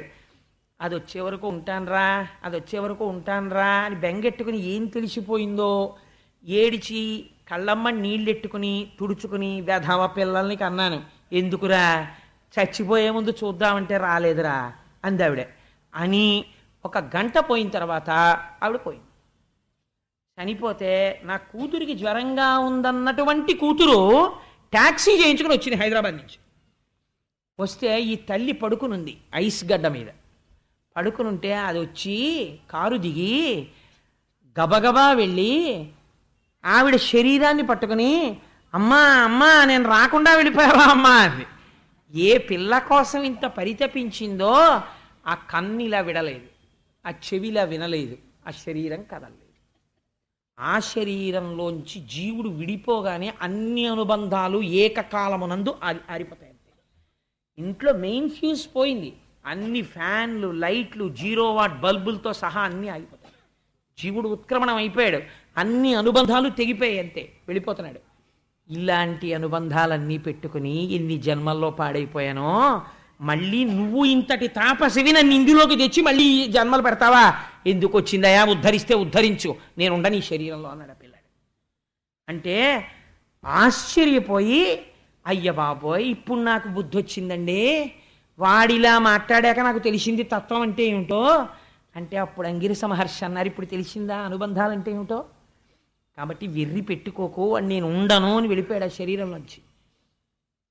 ఇలా శరీరానికి సంస్కారం చేసేసి యమునా నదిలో స్నానం చేసి ఆచమనం చేసిరా, నీకు మంత్రం చెప్తాను. ఈ శరీరంలో ఉండగా చేరవలసింది ఈశ్వరుణ్ణి, ఈ పిచ్చనుబంధాల కోసం కాదు. ఎన్ని కోట్ల జన్మల్లో పెట్టుకున్నావో ఇలాగా అనుబంధాలు వద్దని నేను అంటలేదు, కానీ వాటి యొక్క మాయాస్వరూపాన్ని తెలుసుకుని ఈశ్వరుడి పాదాలు పట్టుకో. అందుకని చేతికి నూనె రాసుకొని పనసకాయ కొట్టు, ఇబ్బంది ఉండదు, అంటుకోదు. చేతి నూనె రాసుకోకుండా పనసకాయ కొడితే జిగురు చేతికి అంటుకుంటుంది. అందుకని జ్ఞానంతో ఉండి వైరాగ్యంతో ఉండి సంసారంలో ఉండు, ఏమీ సమస్య ఉండదు. అందుచేత నేను నీకు ఉపదేశం చేస్తాను. నీకు ఈ ఉపదేశం చేత నువ్వు 7 రాత్రులు ఈ మంత్రం జపిస్తే నీకు సంకర్షణ దర్శనం అవుతుందన్నారు. సంకర్షణుడు అంటే సాక్షాత్తు బలరామావతారంగా వచ్చిన అనంతుడు, ఆదిశేషుడు. శ్రీమన్నారాయణమూర్తి పాదములు పెట్టుకునేటటువంటి పాదపీఠి కింద ఉంటాడు ఆయన, పడగలు చుట్టుకుని. ఆ ఆదిశేషుడి దర్శనం అవుతుంది. నా మాట నమ్మావు, సుఖ దుఃఖములు ఇచ్చే కొడుకు పుట్టాడు. నా మాట నమ్మావు, జీవుల యొక్క తత్వం ఏమిటో నిరూపించి చూపించాను. నా మాట నమ్ము, ఈశ్వరుణ్ణి చేరుకుంటావు. 7 రాత్రులు 7 పగళ్ళు జపం చెయ్యి. ఎవరైనా చేయవలసింది 7 రాత్రులు 7 పగళ్ళే. అంటే ఆయన నమ్మి చిత్రకేతువు 7 రాత్రులు 7 పగళ్ళు జపం చేశాడు. జపం చేస్తే ఆయనకి ఆ శ్రీమన్నారాయణుడు పాదం పెట్టుకునేటటువంటి పాదపీఠి అయినటువంటి ఆదిశేషుడు దర్శనమిచ్చాడు. ఎంత అదృష్టమో చూడండి. బహుశः నాకు తెలిసి ఆదిశేషుడి మీద శ్లోకాలు పద్యాలు చాలా తక్కువగా ఉంటాయి. ఆ పద్యం చదువుకున్నా, పద్యం విన్నా అది విశేష ఫలితాన్ని ఇస్తుంది, సంతానాన్ని కాపాడుతుంది ఆ పద్యం. తారాహార పటీరథవళ దేహమువాని రమణీయ నీలాంబరంబువాని మణికిరీట స్ఫురన్మస్తకంబులవాని కంకణకేయూరకరమువాని గర్భురమయదీప్త కటిసూత్రములవాని తరళ యజ్ఞోపవీతములవాని అతి సుప్రసన్న వక్త్రాంబుజంబులవాని తరుణ వివృత్త నేత్రములవాని సిద్ధమండలంబు సేవింప పుణ్యప్రసిద్ధి వెలసినట్టి సచ్చరిత్రు పద్మలోచననకు పాదపీఠంబైన ఘనుని పన్నగేంద్రుగాంచెనతడు. సాధారణంగా ఆదిశేషుడు అంటే ఏదో బుసలు కొడుతూ ఉంటాడనుకుంటారు. ఆయన దర్శనం ఇచ్చినప్పుడు ఎలా ఇచ్చాడో తెలుసా అండి? మెడ నిండా హారాలు వేసుకుని తెల్లటి స్వరూపంతో శ్వేతనాగుగా దర్శనమిచ్చాడు. ధవళదేహము వాని రమణీయ నీలాంబరములవాని నల్లటి బట్టలు కట్టుకుని మణికిరీట స్ఫురన్మస్తకంబులవాని 1000 తలకాయలు, 1000 తలకాయలకి కిరీటాలు పెట్టుకుని ఉన్నాడు. గుండ్రటి ముఖాలు, ముఖం ప్రసన్నంగా చాలా కరుణరసాన్ని ఒలుకుతూ ఉంది. ఆయన చక్కగా నవ్వుతున్నవాడై ఉన్నాడు. తరళ యజ్ఞోపవీతములవాని మిరిసిపోతున్న యజ్ఞోపవీతం వేసుకున్నాడు. సిద్ధమండలంబు సేవింప పుణ్యప్రసిద్ధి వెలసినట్టి చుట్టూ సిద్ధుల యొక్క గణములు నిలబడి స్తోత్రం చేస్తున్నారు. అటువంటి వాడిని చూసి నమస్కారం చేసి, నా అదృష్టమయ్యా, ఈ జన్మలో నీ దర్శనం కలిగిందని స్తోత్రం చేశాడు. చేస్తే ఆయన అన్నాడు, ఉర్వి మొదలైన 7 నొండొకటి కంటే 10 గుణాధికమయ్యుండు దాని అండకోశమందు అజాండము కోటి అయినవియందు అణుమాత్రమగు అనంతాక్షుండతడు. ఇప్పుడు తన స్వరూపం ఏమిటో భాషింపచేశాడు ఆదిశేషుడు. సాధారణంగా మనం ఈ భూమండలం అంతా ఉందనుకోండి, భూమిని అంతటినీ కలిపి ఒక గ్రహం అంటాం. ఇలాంటి గ్రహాలు ఎన్నో చేరితే ఒక బ్రహ్మాండం అంటాం. ఇలాంటి బ్రహ్మాండాలు కొన్ని కోట్ల బ్రహ్మాండాలు ఉంటాయి. ఇన్ని కోట్ల బ్రహ్మాండాలు కూడా ధూళిరేణువుల్లా ఆయన శరీరమును పట్టి ఉంటాయిట. ఇన్ని కోట్ల బ్రహ్మాండములు ధూళిరేణువుల్లా ఆయన శరీరమును పట్టి అంతటా నిండిన వాడెవరో ఆయనని అనంతుడు అని పిలుస్తారు. ఆయన ఏం చెప్పుకున్నాడో తెలుసా అండి స్వామి? నిద్రబోవు వేళ నిరతుడై దేహిత నెట్టి గుణము చేత నింద్రియముల గడచినట్టి సుఖము కనునట్టి బ్రహ్మంబు కడిమి మెరయ నన్నుగా నెరుంగు. నువ్వు గాఢ నిద్రలో ఉన్నప్పుడు నీ ఇంద్రియాలు మనస్సు ఏ పరబ్రహ్మమునందు లయించి ఉండిపోయాయో, ఏమీ తెలియని స్థితిలో నువ్వు ఏ పరబ్రహ్మంతో కలిసి ఉన్నావో ఆ పరబ్రహ్మమే నేనని తెలుసుకో. స్వప్నమందు ఎట్లు సంచారమునరించు మేలు కంచి దృష్టమోలినగు నెరుగు ఉభయమెరుగు నట్టి ఉత్తమ జ్ఞానంబు తత్వమట్టిదైన తలపు నేను. ఇదొక చాలా ఆశ్చర్యకరమైన పద్యం అండి. ఇది దక్షిణామూర్తి స్తోత్రంలో మొట్టమొదటి శ్లోకం ఉంటుంది. విశ్వం అని, ఆ ప్రపంచమంతా మాయాస్వరూపము అని. అటువంటి విశ్వం దర్పణ దృశ్యమాన నగరీ తుల్యం నిజాంతర్గతం అంటారు శంకరాచార్యుల వారు. ఆయన అంటున్నారు, నువ్వు పగటిపూట లేచి ఉన్నప్పుడు ఈ కళ్ళతో చూసినప్పుడు ఈ జగత్తు కనపడుతోంది కాబట్టి ఏమంటున్నావు? ఇది సత్యం అంటున్నావు. జగత్తు సత్యం అని ఎందుకంటున్నావు? ఇంటరాక్షన్ని, అంటే వాళ్ళతో ఉన్నటువంటి సమన్వయాన్ని నువ్వు ఈ శరీరంతో అనుభవిస్తున్నావు. లోపల ఇంద్రియాలకి భయం, సుఖం ఇవి కలుగుతున్నాయి. నువ్వు ఈ జగత్తుని చూడడం మానేసి కన్ను మూసేసి నిద్రపోయావు. నిద్రపోయినప్పుడు జగత్తు వచ్చింది స్వప్నంలో. ఆ జగత్తులో నిన్నెవరో తీసుకెళ్లి గుంజ కట్టేసి తాళ్లు పెట్టి కొడుతున్నారు. కొడుతుంటే అప్పుడు అమ్మో నన్ను ఎలా కొట్టేస్తున్నారో, బాబోయ్ ఎలా కొట్టేస్తున్నారో అని చెప్పి నువ్వు నెప్పెట్టేసిందని బాధపడిపోతున్నావు. బాధపడిపోతుంటే తెలివి వచ్చేసింది. తెలివి వచ్చేస్తే ఏమన్నావు? అబ్బాయి అదంది కలండి, నన్ను ఎవరు కట్టాలేదు కొట్టాలేదు అన్నావు. ఇప్పుడేది నిజం అంటున్నావు, మళ్ళీ లోకం నిజం అంటున్నావు. నిద్రలో నువ్వు ఏది సత్యం అన్నావో అది లేదు. నువ్వు నిద్రలో చూసింది జాగృతిలో నిజం కాదంటున్నావు. అబ్బాయి అది అబద్ధం అండి అంటున్నావు. అది అబద్ధమా ఇది అబద్ధమా? రెండు అబద్ధాలా? రెండు అబద్ధాలే. ఎందుకని? బ్రహ్మమునందు కనపడుతున్నాయి. నీటి యందు బుడగ పుట్టినట్టు, ఆ బుడగకి ఆస్తిత్వము లేక నీటిలో కలిసిపోయినట్టు బ్రహ్మమునందే నామరూపములైన మాయ చేత జగత్తుగా పరిణమించింది. ఈ తత్వం అర్థమవడమే నా దర్శనం కలగడం. అందుకని నువ్వు బ్రహ్మజ్ఞానివయ్యావు. చూడండి, ఎటువంటి వాడికి ఎటువంటి ఉద్ధాన పతనాలు ఉంటాయో చూడండి. ఆయన చేసినటువంటి ఒకే ఒక వరం ఈయన పాలిట శాపం అయి కూర్చుంది. ఆ అనంతుడు ఈయనకు ఒక విమానం ఇచ్చాడు. ఇచ్చి నువ్వు ఈ విమానంలో ఎక్కడికైనా విహరించన్నాడు. వెంటనే ఆయన తిరిగి సిద్ధగణాలతో వెళ్ళిపోతుంటే స్తోత్రం చేసి ఆ విమానం ఎక్కి అన్ని బ్రహ్మాండాలు తిరుగుతూ యక్షకాంతలతో హరికథల్ని నాటకాలుగా పాటలుగా ప్రదర్శనలు చేయిస్తుండేవాడు. కానీ లోపల పరమభక్తి తత్పరుడై ఉండేవాడు. ఉండగా ఒకనాడు ఆ విమానం ఎక్కి కైలాస పర్వతానికి వెళ్ళాడు. కైలాస పర్వతం అంటే నిజంగా ఎలా ఉంటుందో పోతన గారు వర్ణించాలండి. ఏమి వర్ణించాడండి మహానుభావుడు. ఆ పరమశివుడు కూర్చునున్న చోటుట తన నిజ రూపమింతయునుంకి తెలియక వాదంబుచే షడివేదరవము కరుణావలోక నాకాంక్షితులయ్యున్న బ్రహ్మాది సనక ప్రణుతిరవము సార శివానంద సల్లాపములు నొప్ప ప్రమద గణాళి యార్భటరవంబు అమరు మృదంగాది ఢమఢమధ్వనితోడి వటు భృంగినాట్య విస్ఫారరవము మానుగా చామరులు వీచు మాతృకాది కామినీ జనమహిత కంకణ రవంబు మిండు చలగంగ కన్నుల పండువయ్యే కొండ రాచూలి పెనిమిటి నిండు కొల్వు. పరమశివుడు అనరు, కొండ రాచూలి పెనిమిటి నిండు కొల్వు.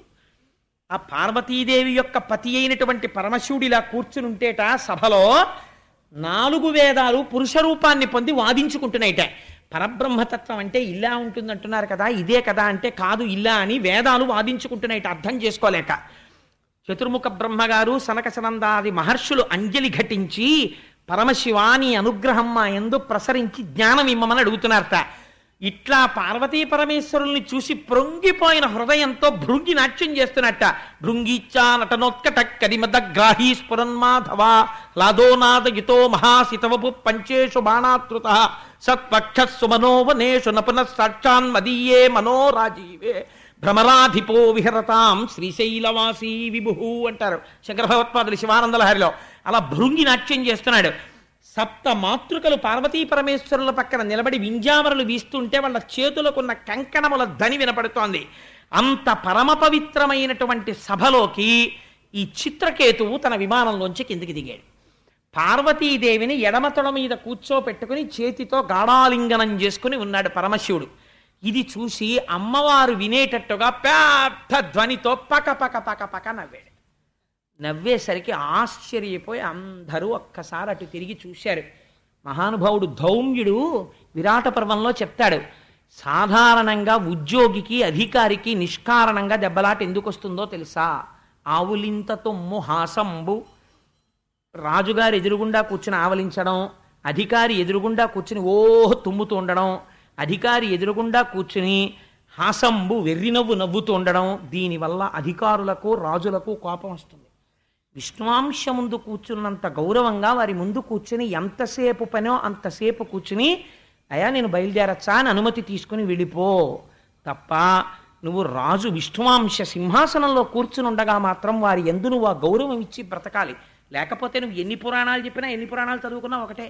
నీ అధికారి ముందు నువ్వు వెళ్ళి నిలబడినప్పుడు విష్ణువాంశని దర్శనం చెయ్యాలి నువ్వు. అందుచేత పెద్ద నవ్వు నవ్వాడు.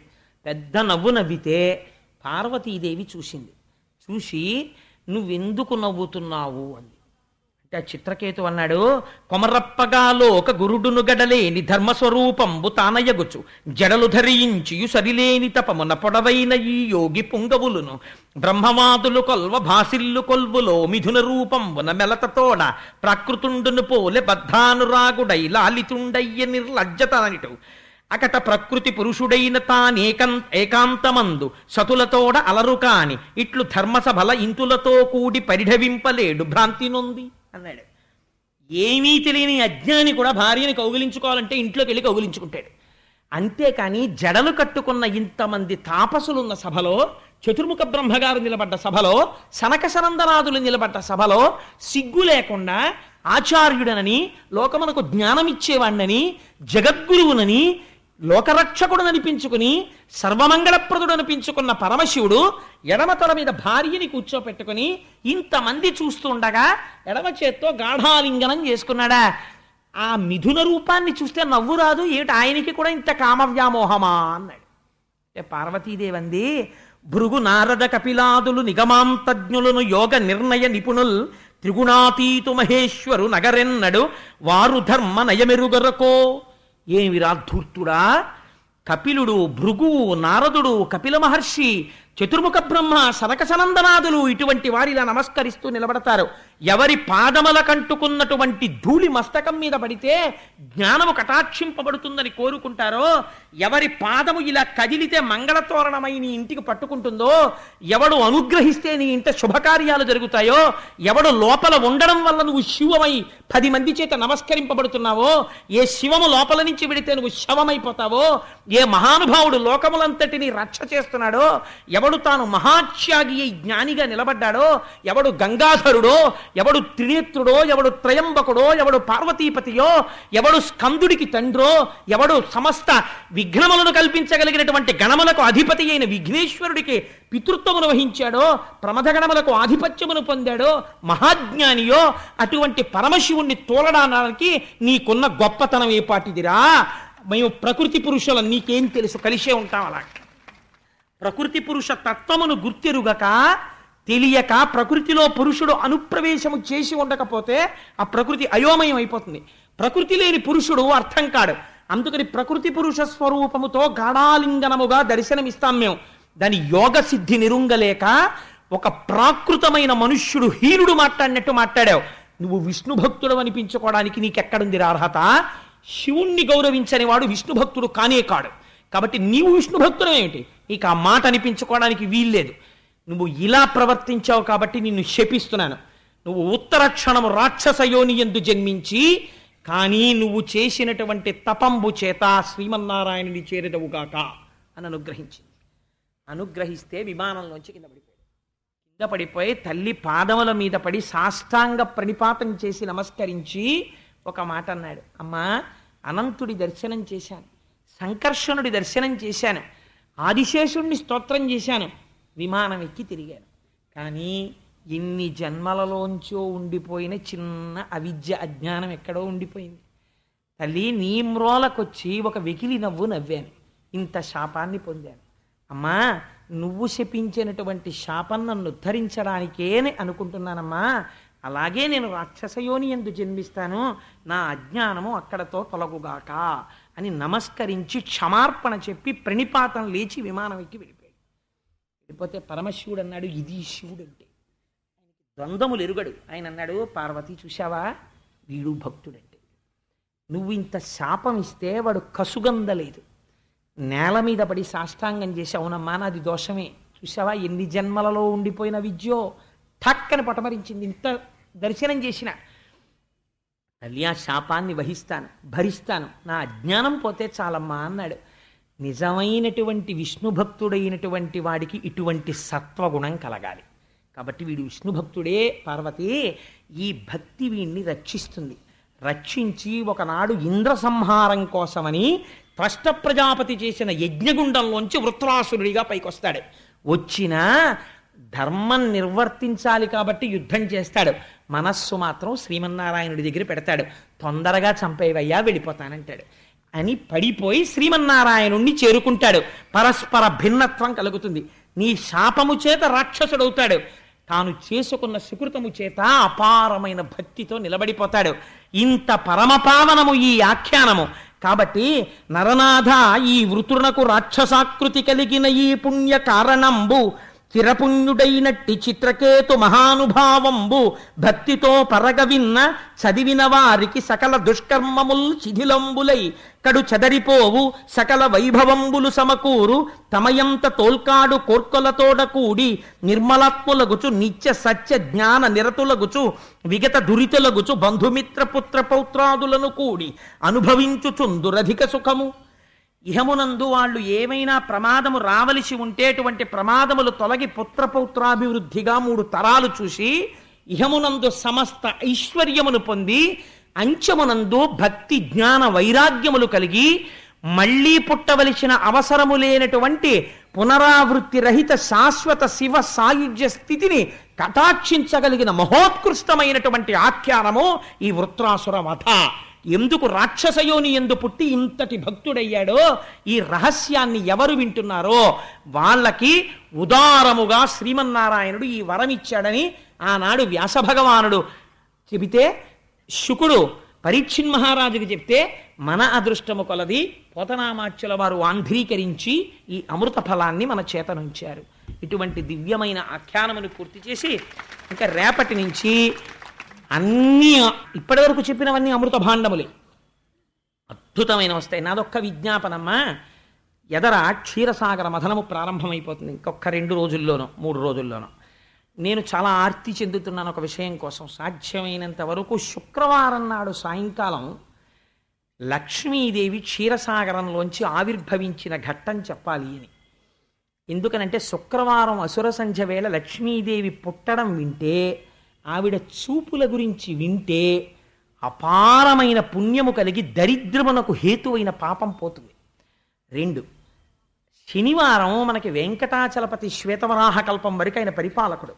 నేను శనివారం నాడు సాయంకాలం చక్కగా మనం లక్ష్మీ కళ్యాణ ఘట్టం చెప్పుకుందాం. ఎంత అందంగా ఉంటుందో ఆ లక్ష్మీ కళ్యాణం ఇందురుగాని. ఆదివారం నాడు సాయంకాలం తల్లులందరూ సువాసినులందరూ దాని చేత అందరికీ లక్ష్మీ కటాక్షము కలగాలి, అమంగళము తొలగాలి అని ఆదివారం నాడు సాయంకాలం మనం అందంగా లక్ష్మీ పూజ చేసి, మనకి జగద్గురువులై భిక్ష పెట్టారు కనకధారాస్తోత్రం శంకర భగవత్పాదులు. ఆ రోజు పూర్తవగానే పూజ, ఆడవారు మగవారు ఎవరు దరిద్రం అక్కర్లేదనుకుంటున్నారో, ఎవరు మంగళములు కావాలనుకుంటున్నారో, ఎవరు ఐశ్వర్యంతో భక్తితో జ్ఞానంతో వైరాగ్యంతో ఈ జన్మని సార్థకం చేసుకోవాలనుకుంటున్నారో అటువంటి వాళ్ళందరం అసుర సంధ్య వేళ ఇంతమంది తల్లులు కలిసి లక్ష్మీదేవిని అర్చించి శ్రీ సూక్తంతో కుంకుమార్చన చేసి ఇన్ని 100 మంది నీరాజనం ఎత్తినప్పుడు అమ్మవారిని ఇంతమంది తల్లులలో చూసి పొంగిపోయి ఇంతమందిని కలిసి విశ్వామరేంద్ర పద విభ్రమదాన దక్ష ఆనందహేతురధికం ఉరవిద్విషోపి ఈశన్ నిషీదతు మయిక్షణమిక్షణార్థ ఇందీవరోదర సహోదరమిందిరాయా అన కనకధారా స్తోత్రం చేస్తే ఎందుకు రక్షింపబడం? అమ్మవారి గురించి మనకి జగద్గురువులు అంతటి అభయం ఇచ్చారు శంకర భగవత్పాదులు. ఆ కనకధారా స్తోత్రాన్ని అనుసంధానం చేద్దాం. అంతటి మహత్తరమైన రోజులు వచ్చేస్తున్నాయి. ఇంకా రేపు ప్రహ్లాదోపాఖ్యానం వస్తుంది. ఎటువంటి ఆఖ్యానములో ప్రారంభమవుతాయి క్షీరసాగర మథనం అవి. అందుకని సాధ్యమైనంత వరకు శుక్రవారం నాడు తప్పకుండా అందరూ లక్ష్మీదేవి ఆవిర్భావాన్ని, శనివారం నాడు కళ్యాణాన్ని విని అందరం తరిద్దాం. చెప్పేవాడిని నేను సమర్థుణ్ణి కాకపోయినా మీ ఆర్తి చేత మీరు తరించెదరుగాక, మీకున్న ఆర్తి చేత అని. ఈశ్వరానుగ్రహం ఎందుకు కలగదండి? ఆర్తి చేతనే వస్తుంది, అంతేగాని నేను సమర్థుడనని వస్తుందా? మీ ఆర్తి చేత వస్తుంది. అందుకని మనందరం సంతోషంగా ఇప్పుడు 11 మాటలు స్వామి నామం చెప్పుకుని బయలుదేరదాం. గోవింద హరి గోవింద గోకుల నందన గోవింద, గోవింద హరి గోవింద గోకుల నందన గోవింద, నిఖిల లోకేశ గోవింద గోకుల నందన గోవింద, ఆనంద రూప గోవింద, గోవింద హరి గోవింద గోకుల నందన గోవింద, శేషాద్రినిలయ గోవింద, గోవింద హరి గోవింద గోకుల నందన గోవింద, పద్మనాభ హరి గోవింద, గోవింద హరి గోవింద గోకుల నందన గోవింద, పరమదయాళో గోవింద, గోవింద హరి గోవింద గోకుల నందన గోవింద, ఇహ పరదాయక గోవింద, గోవింద హరి గోవింద గోకుల నందన గోవింద, శేషాద్రి నిలయ గోవింద, గోవింద హరి గోవింద గోకుల నందన గోవింద, ఆనంద రూప గోవింద, గోవింద హరి గోవింద గోకుల నందన గోవింద, స్వయం ప్రకాశ గోవింద, గోవింద హరి గోవింద గోకుల నందన గోవింద, పద్మనాభ హరి గోవింద, గోవింద హరి గోవింద గోకుల నందన గోవింద, తిరుమలవాస గోవింద, గోవింద హరి గోవింద గోకుల నందన గోవింద శేషసాయివి గోవింద గోవింద హరి గోవింద గోకుల నందన గోవింద. ఇవాళ కథాక్రమంలో నేను ఒక చిన్న అదనపు మలుపు తీసుకున్నాను, మీరు గుర్తించే ఉంటారు. వృత్రాసురుణ్ణి మరి ఇంద్రుడు సంహరించాడు కదా, బ్రహ్మహత్యాపాతకం ఎలా తప్పుకున్నాడు అప్పుడు. ఇప్పుడు దాన్ని చిత్రకేతోపాఖ్యానాన్ని పక్కన పెడితే ఈ గొలుసు పూర్తవదని ముందు చిత్రకేతోపాఖ్యానాన్ని పూర్తి చేశాను. రేపటి రోజున ఆ బ్రహ్మహత్యాపాతకాన్ని ఎలా తప్పుకున్నాడో, ఈశాన్యంలో పూజామందిరం ఎందుకు పెడతామో, ఈశాన్య దిక్కుకి గొప్పతనం ఎందుకు వచ్చిందో అలా మొదలుపెట్టి రేపటి రోజున ప్రహ్లాదోపాఖ్యానంలోకి వెళ్తాను. సర్వం శ్రీ ఉమామహేశ్వర పరబ్రహ్మార్పణమస్తు. స్వస్తి.